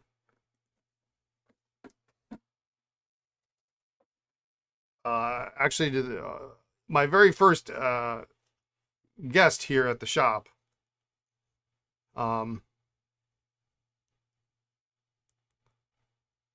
Brought it by, and he brought it. It was from. I've got it in an email, so I'm just going off of memory. I want to say it was his brother-in-law's. They were his brother-in-law's pens. His brother-in-law was an undertaker. So all of the pens, I don't know if he took them out of, dead people's pockets or whatever, didn't return them to the family. I don't know. I don't know what the case was, but the story was he was an undertaker.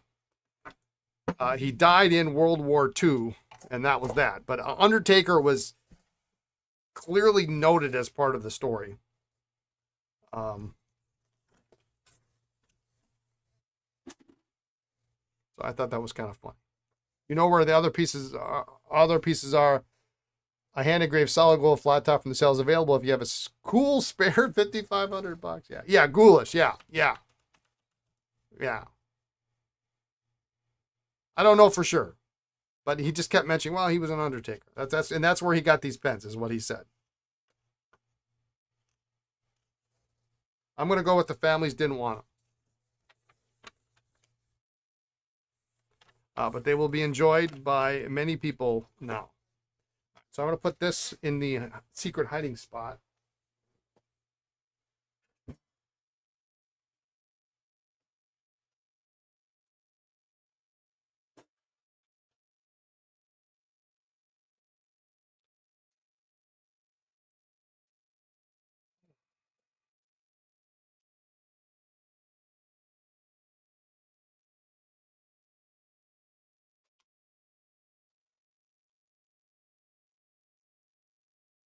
But it's Halloween, you'll tell an even more ghoulish pen-related story. Someone remind you?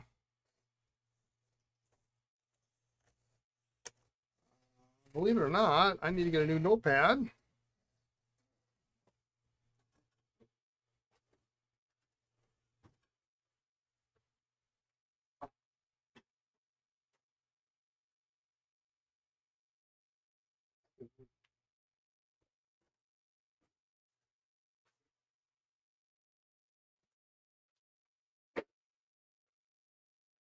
First one on the top is a Pilot Vanishing Point Rodden. So we'll go from Carbonesque to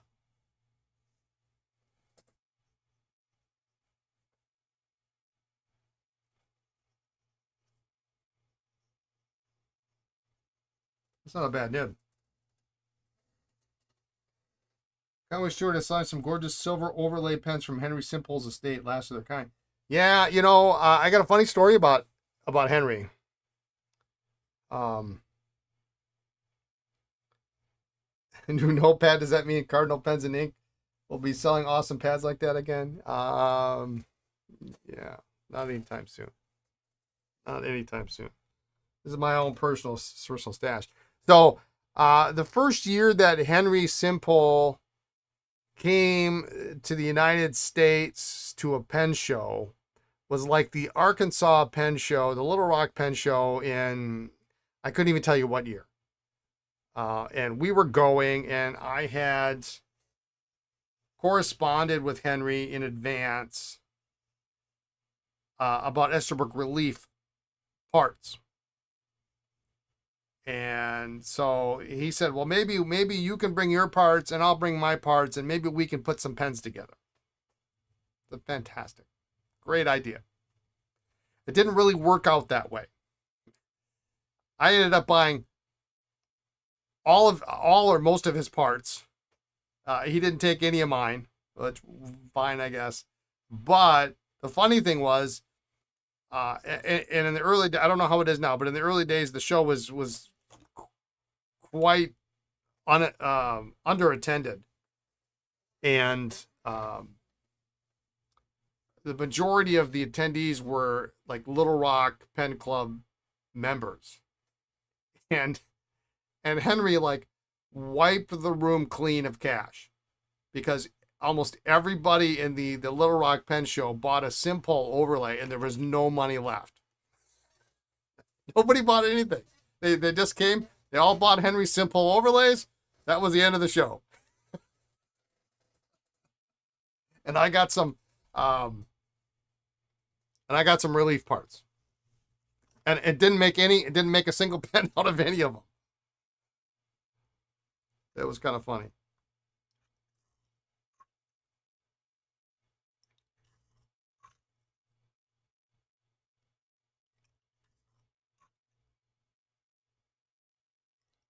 I wanted one of his pens, but I was like,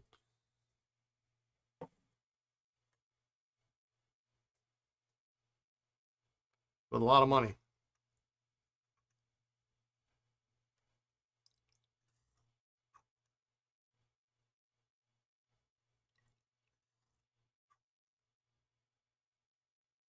Oh yeah, I've got a ghoulish story too.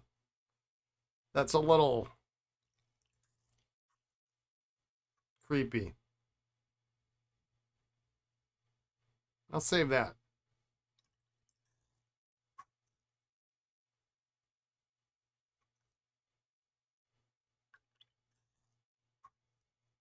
Hans, you might like that one. I think I've told you that one before, but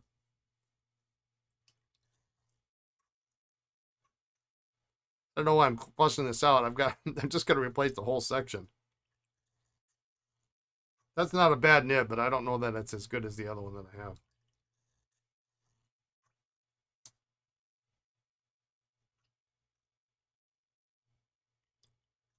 Yeah, it was nice to meet Henry and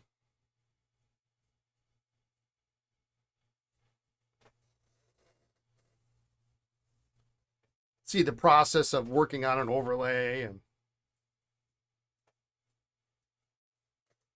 I did find the majority of his pens though, or that that Conway put them on, were massive.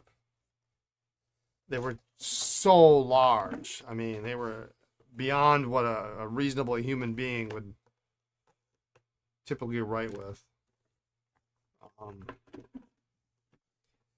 He was recreating a very nice overlay that Aiken Lambert had done, and I had actually at the time acquired the Aiken version of it.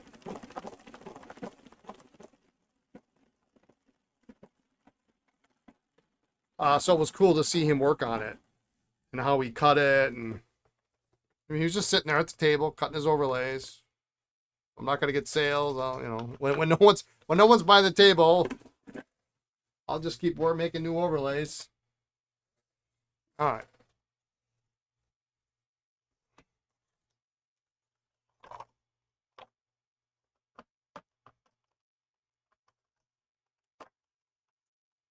All right, we'll leave that for tomorrow. Let's hack a little bit at these guys, huh? Let's see if this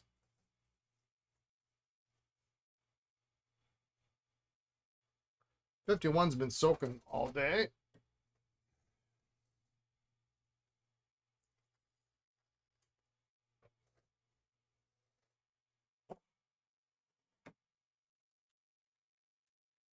It's quite possibly the most difficult to get open 51 I've ever had, so.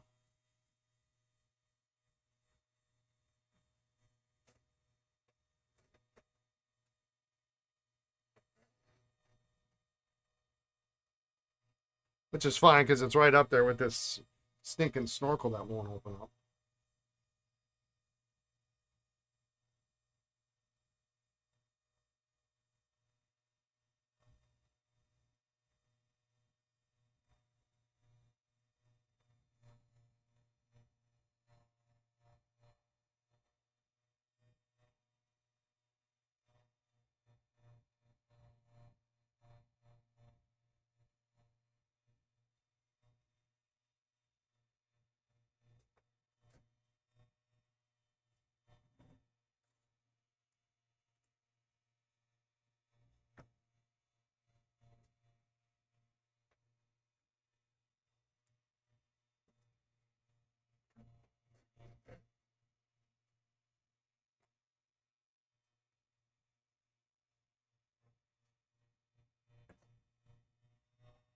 Wow.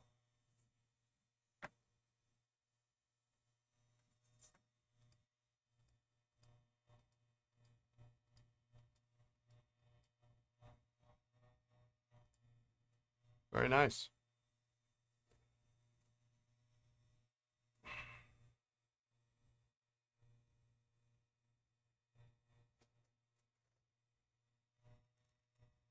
While we're waiting for that, we didn't clean any of this stuff.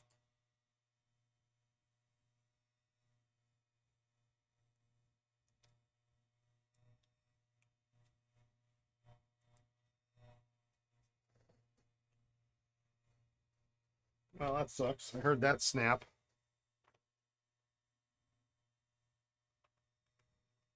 Fix that.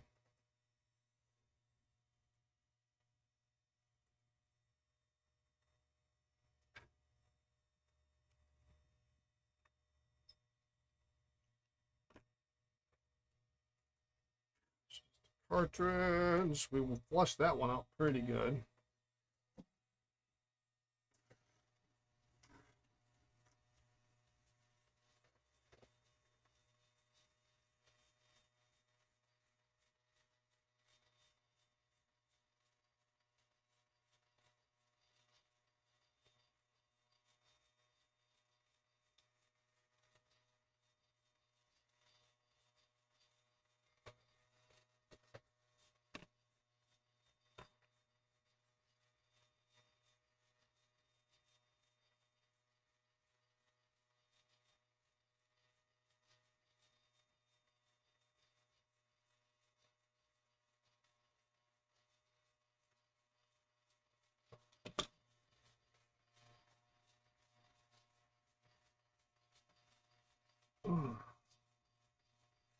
Yes, Henry was quite the artist. That is for sure.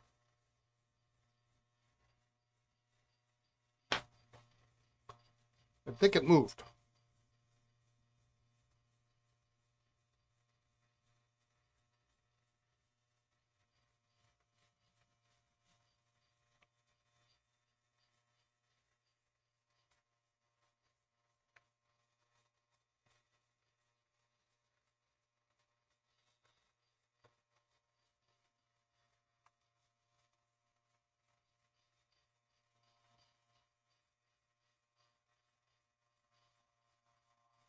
We could have met him and seen his stall on Portobello Road. Yeah.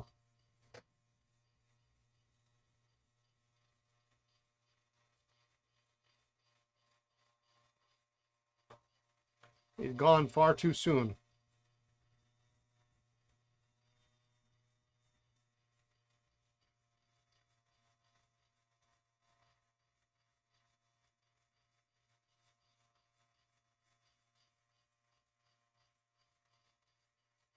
Stephen Brown reviewed one of his pens. Yeah.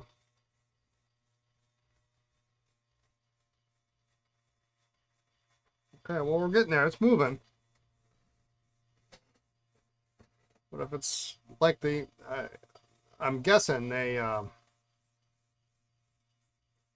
use the same adhesive as they put on the filling unit.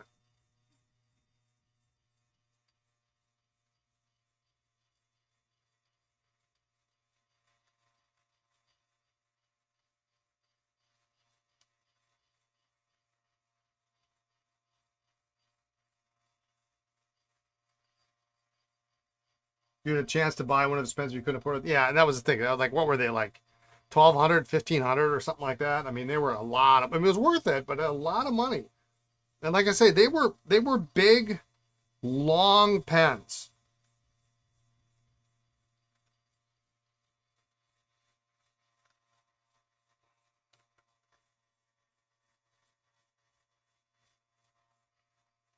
And they were not normal size, you know. It was like I wasn't sure I was gonna like something that huge. There was a more vintage size. Okay. Maybe the ones he had in Little Rock that one year were just all, you know, whatever new model he was working on with Conway.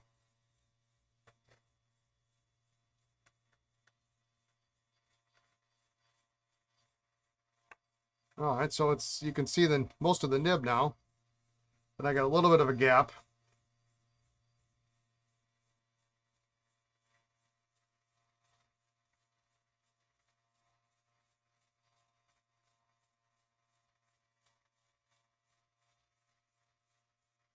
You know, I've always said that, like on the Waterman side,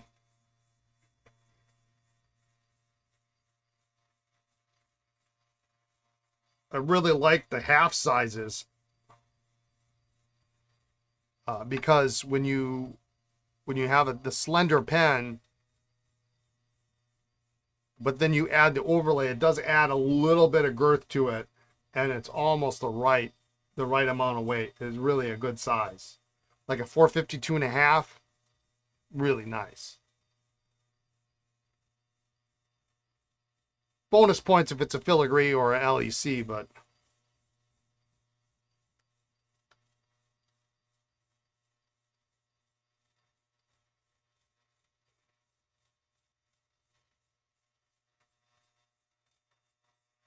all right, Hans, have a great night. Thanks for tuning in. Good luck with the rest of your day.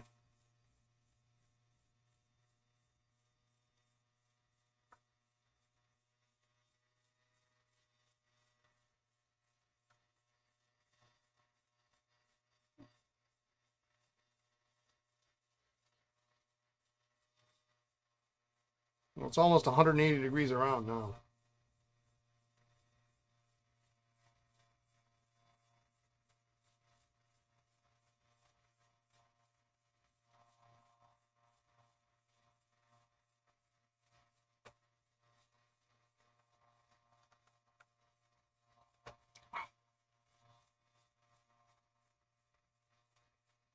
That clutch ring gets hot.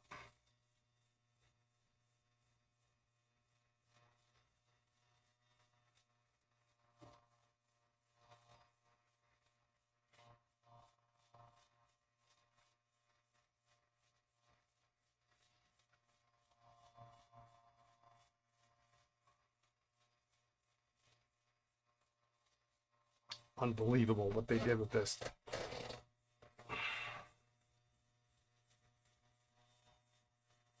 I should clip together all the parts of how long it's going to take me to disassemble this pen. It'd be like a 3-hour long video of nothing but me holding something over a heat gun.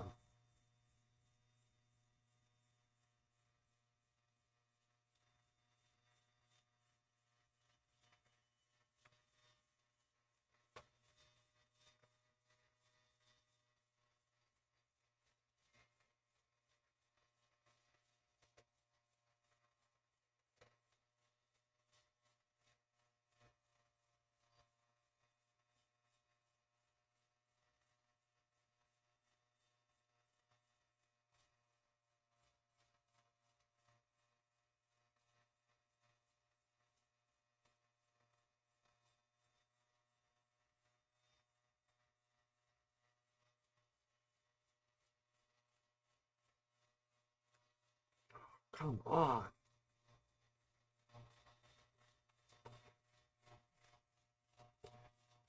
It is slowly moving. So I have moved it all almost 360 degrees around. That's as much of a gap as I've gotten thus far.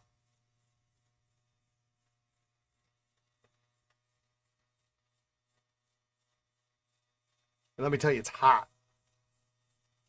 I could soak it now that I've got a gap, but I don't know that that's going to help with whatever adhesive this was.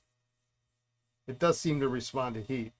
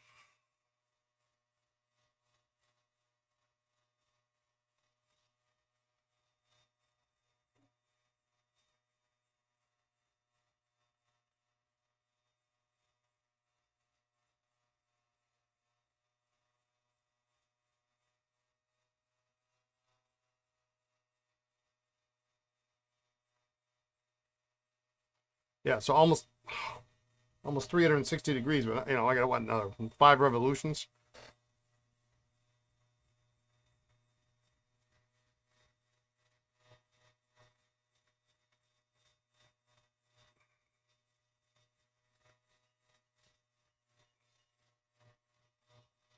It's almost as if when it cools down, it seizes up again.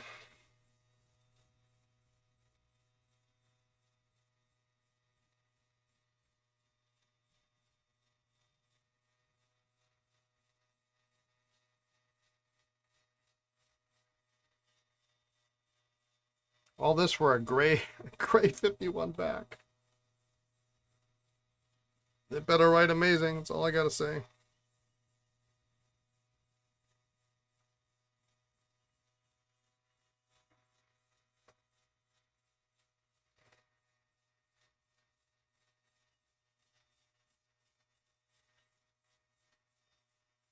Are different shades of shellac more or less sticky?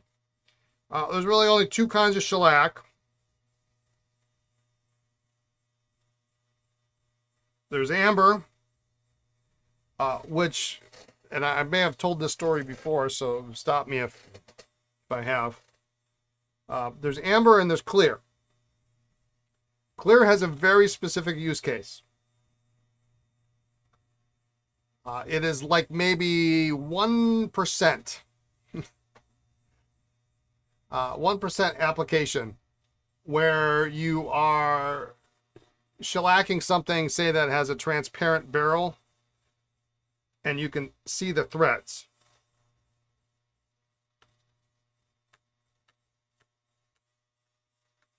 There we go.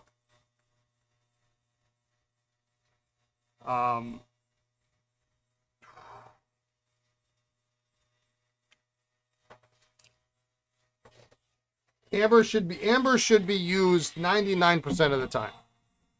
The funny thing is when I decided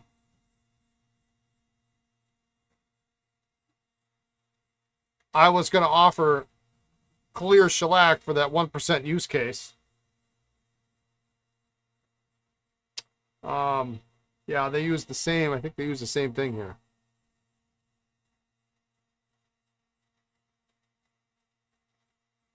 It's kind of white in those threads. So I'll have to clean that out. So when I offered the clear shellac on the website years ago, I noticed that we actually ended up selling a very, very large quantity of clear shellac, despite saying, putting in, not necessarily a disclaimer, but despite putting a note on the website that says, well, basically, you need this when you have a clear section, clear barrel, juncture. All right, PB, have a good evening. Thanks for tuning in. I saw a large number of clear shellac.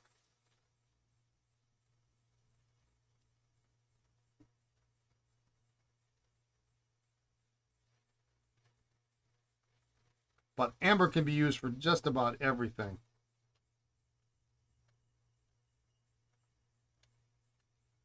Clear is not any less tacky or sticky.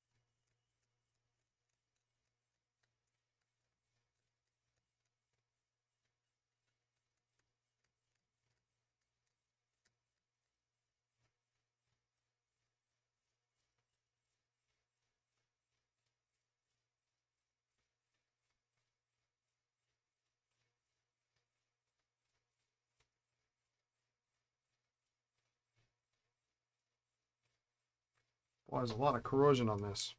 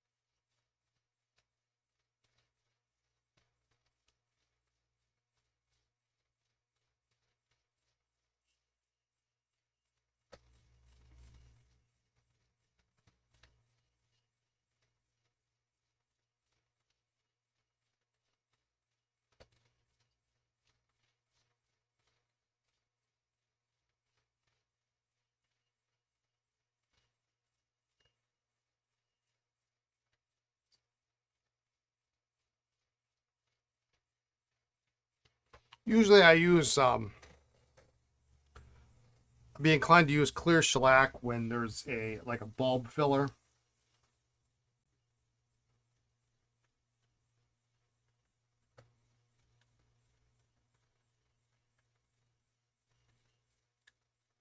And you're going to see the amber,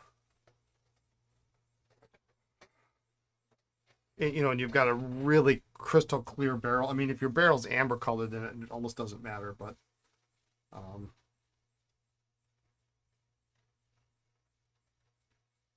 if it's crystal clear and you know, almost white, so to speak, transparent, then your amber shellac is going to really stand out like a sore thumb.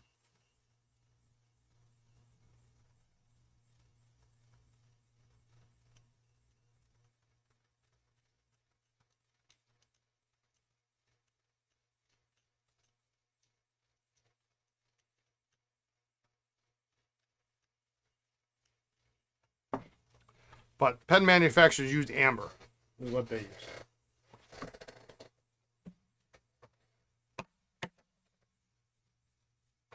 You've got 3 bulb fillers. You know, it's not the worst thing in the world. You cut them to different lengths, and then you can fit all sorts of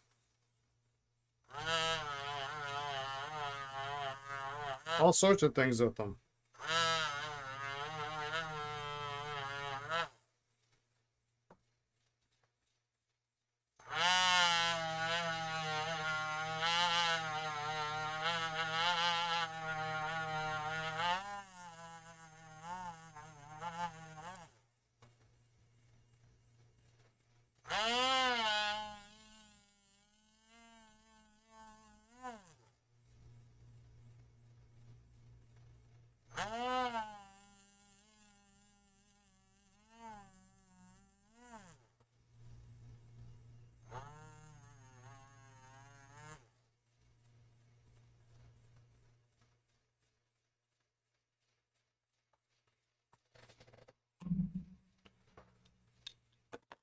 Oh.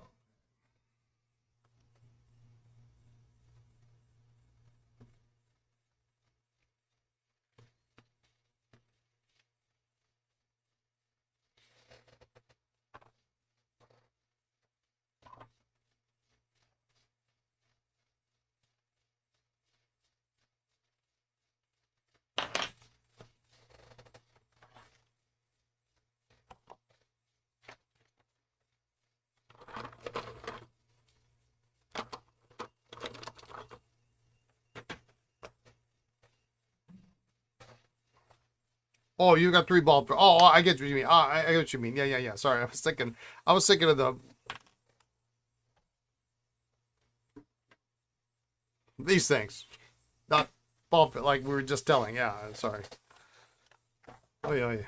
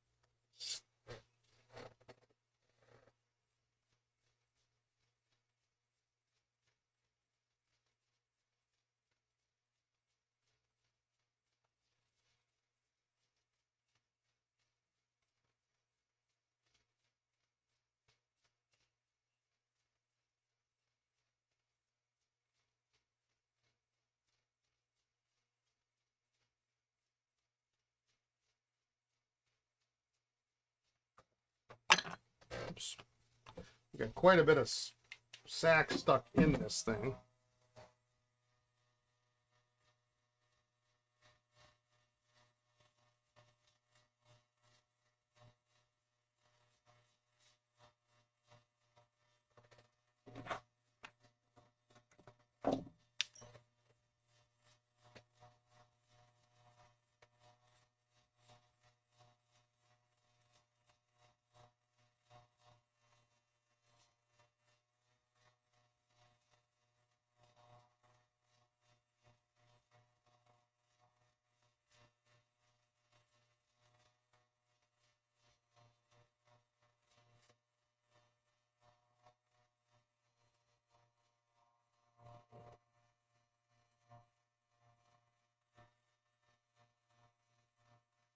Now, if your bulb fillers have a, like this one's a bulb filler. If it's got a solid colored barrel, then you don't really have a moot point.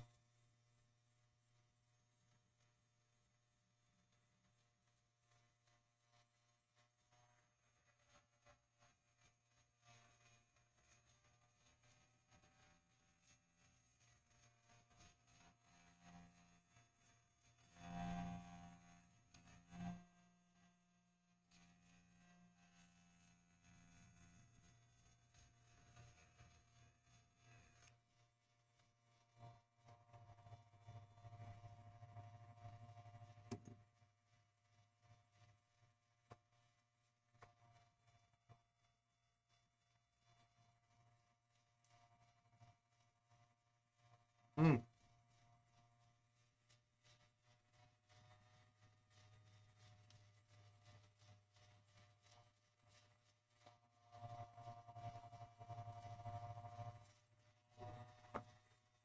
Pellet cup is brittle on this one. It's also not separating too, so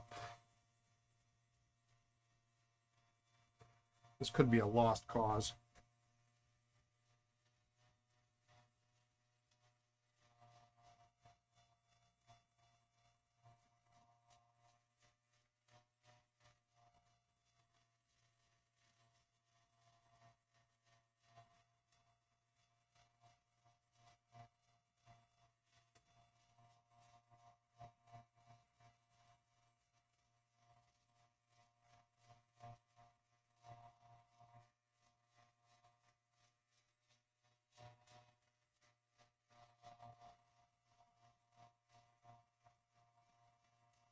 There we go.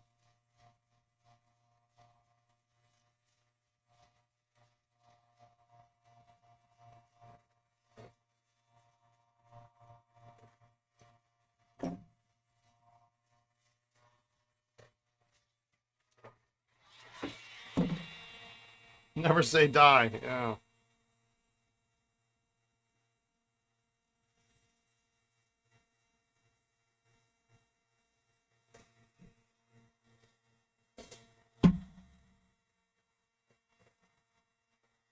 Hey, Spicy, how are you?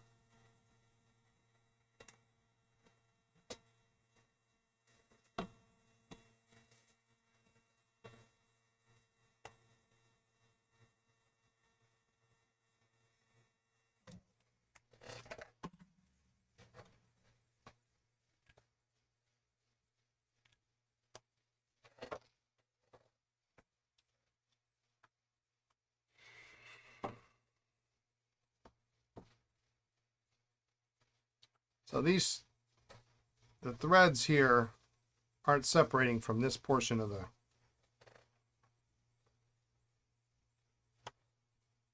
filler, and they should.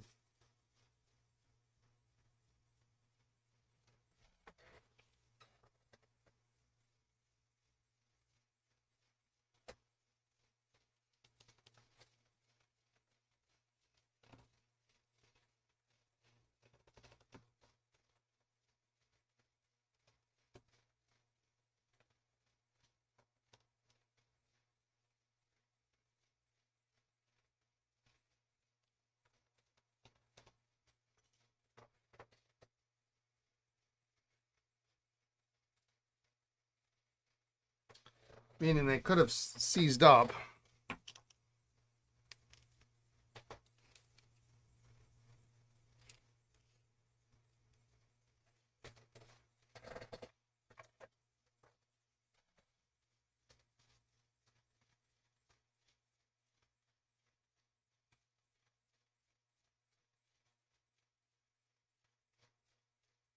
Don't really need to separate as far as I'm aware. I think it'll still work if it doesn't separate, but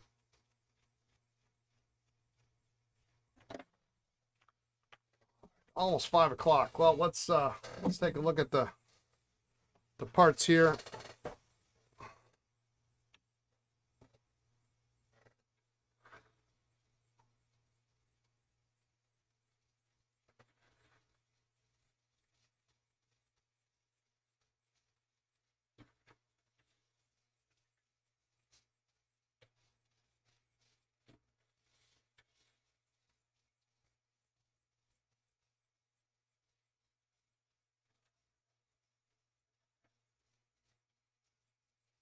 Sometimes you get lucky, sometimes you don't. So 2, 3, 4. 1, 2, 3, 4, 5.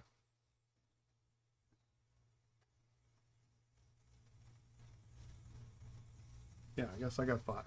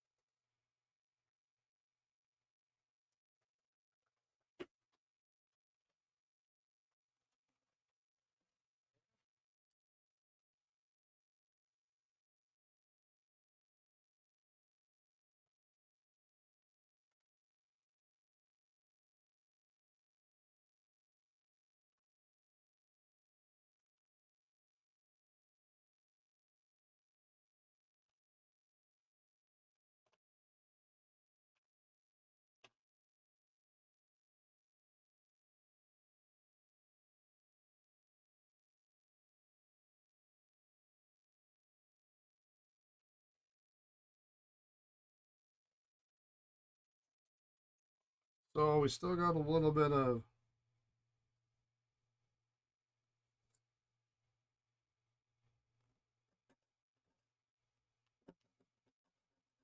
it is the one nice thing about gray is so much easier to see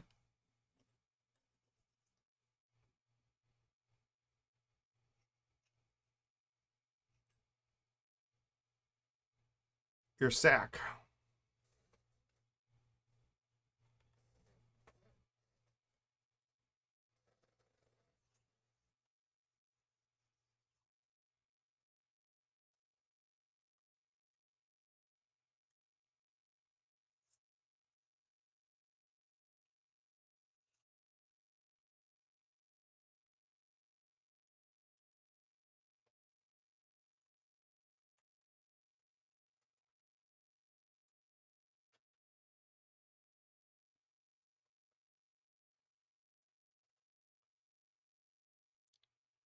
Got hit with surprise bills. That's heavy. That sucks. All the pen repair today, not too bad. We're getting there. Sheaffer Secretary, we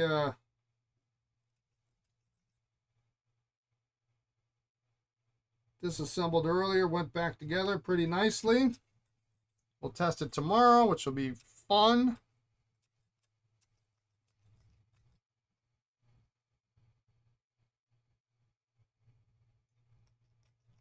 This 51 finally came open.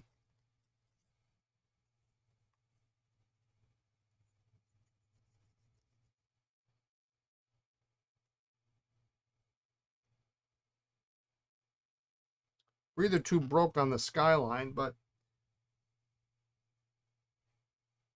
it's not the worst thing in the world.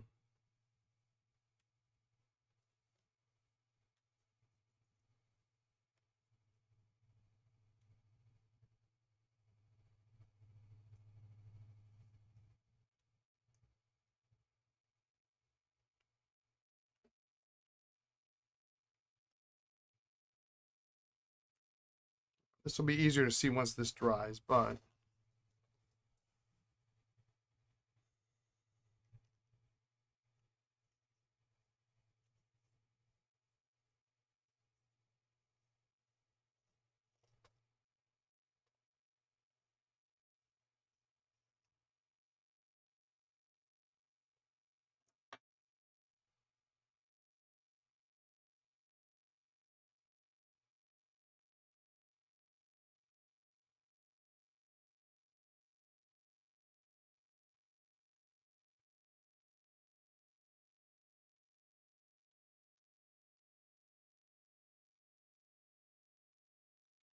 this is at least going in a little bit easier.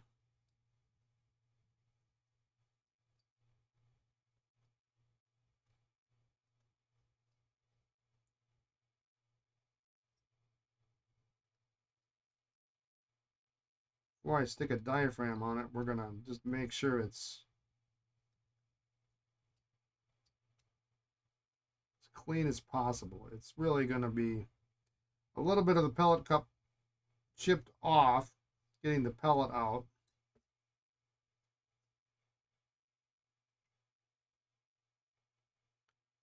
It's not too bad, but I think what we'll do is we'll put a little drop of shellac in there.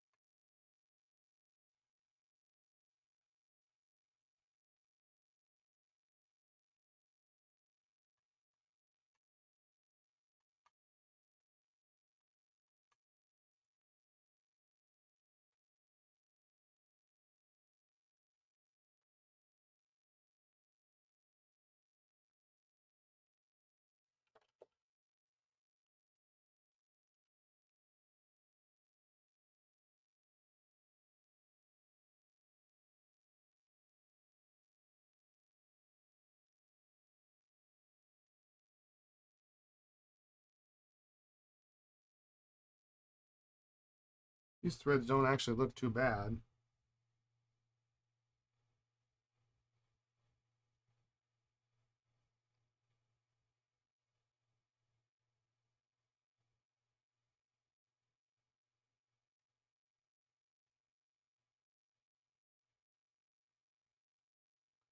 I actually do have a thread chaser for these, but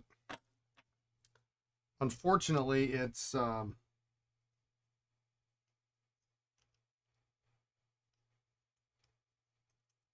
little difficult to actually get centered.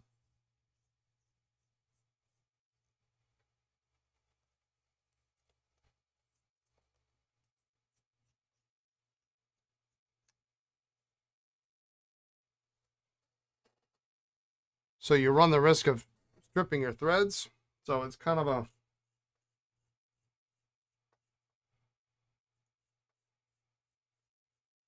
It was a good idea at the time, but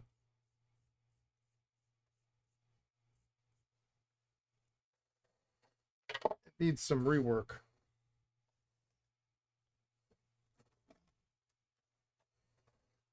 And it was kind of a joint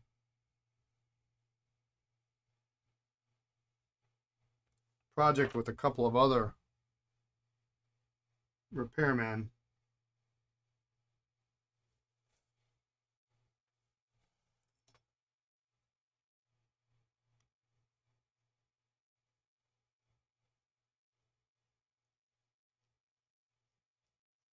There we go.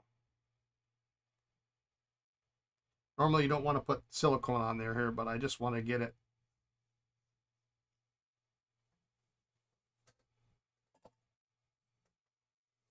And just enough to get it lubricated.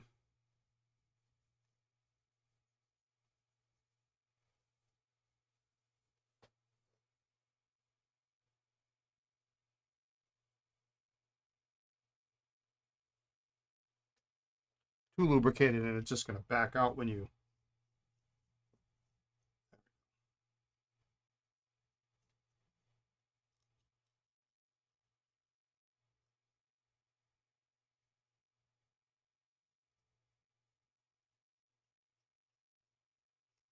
Much nicer. Oh my goodness. All right, what time we got? Oh, it's almost 5 o'clock.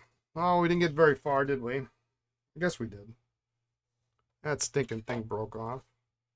So this is a good example. You have to be careful on walls because they'll have these breather tubes, and if you grab the sack wrong or you forget that it's in there and you do this motion to get the sack off, you'll end up breaking the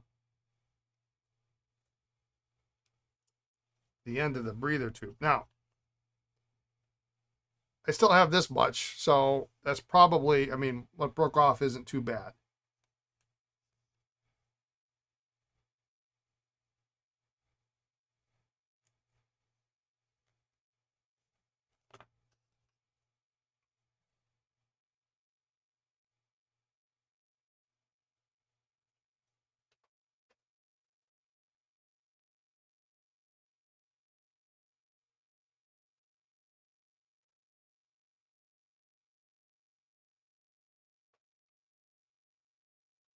Just out of curiosity, did we try this? So that's rigid. It is rigid as a nail. There we go. There's a little bit of. It's not bad though.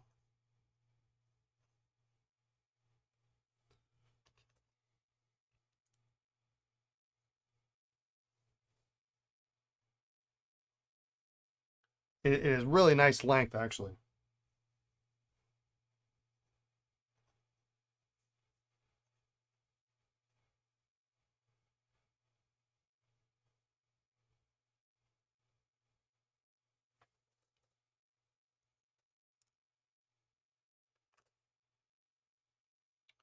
Well, we will. You know what? Let's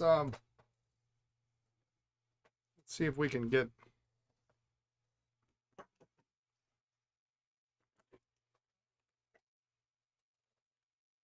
It's too thin for this. It's too thin for this.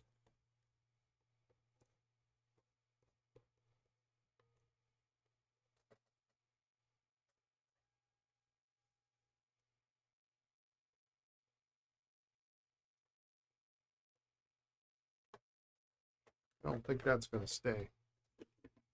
Just be very careful.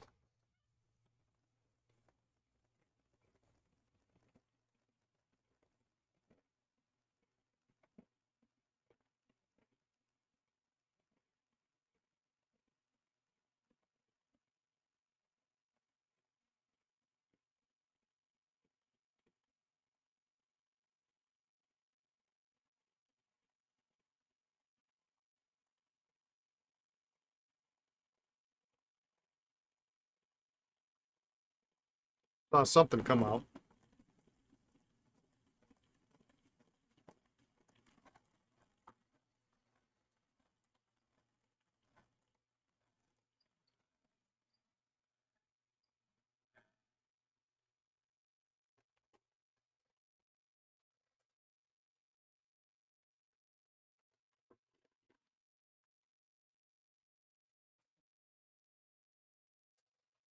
All right.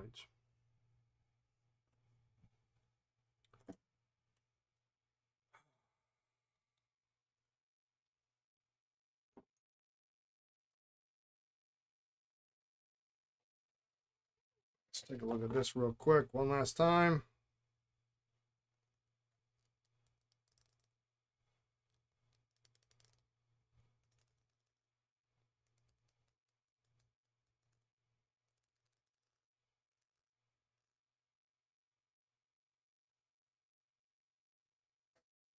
We're gonna let this soak, continue to soak. So I've got vinegar in here. You can see it. You can see it up. It's up to about there. But not much went in. So what I might do is I might pour it out and see if I can get any movement. The goal here is to try to get it open with breaking as few parts as possible. I mean, if we got to replace a part, that's not a huge deal. It just said we don't want to have to replace every part, but if we can get this pushed down, because the sack protector tube and the bushing would be in the upward position, the most upward position when the tube is extended. And when it's back in its resting spot,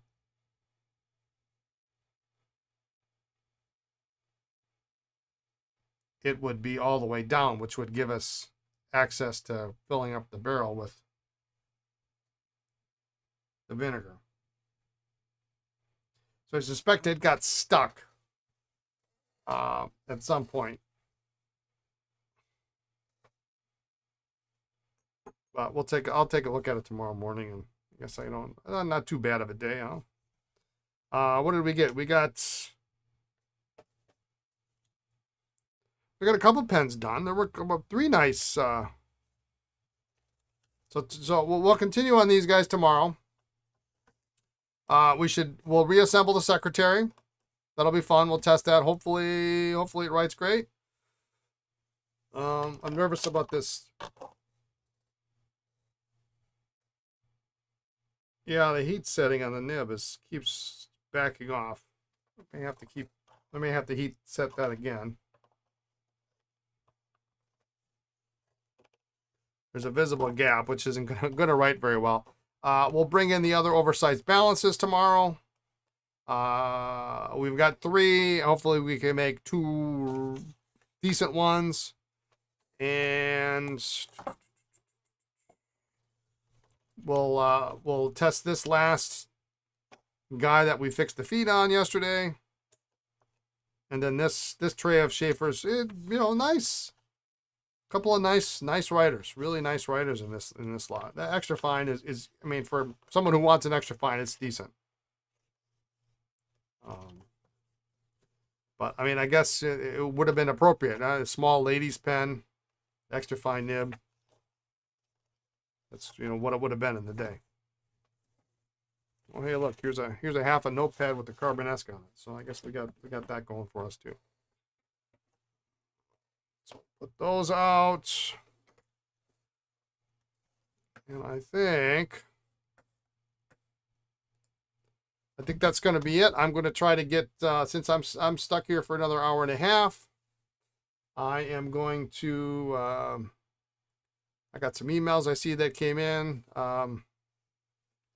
Take a look at those, package up some orders, and keep on trucking. So, thanks everyone for joining, for tuning in. As always, appreciate it. Have a good evening, a good afternoon, a good morning, wherever you are in the world. And be kind, be well, and we'll catch you tomorrow. All right? Take care. Thanks.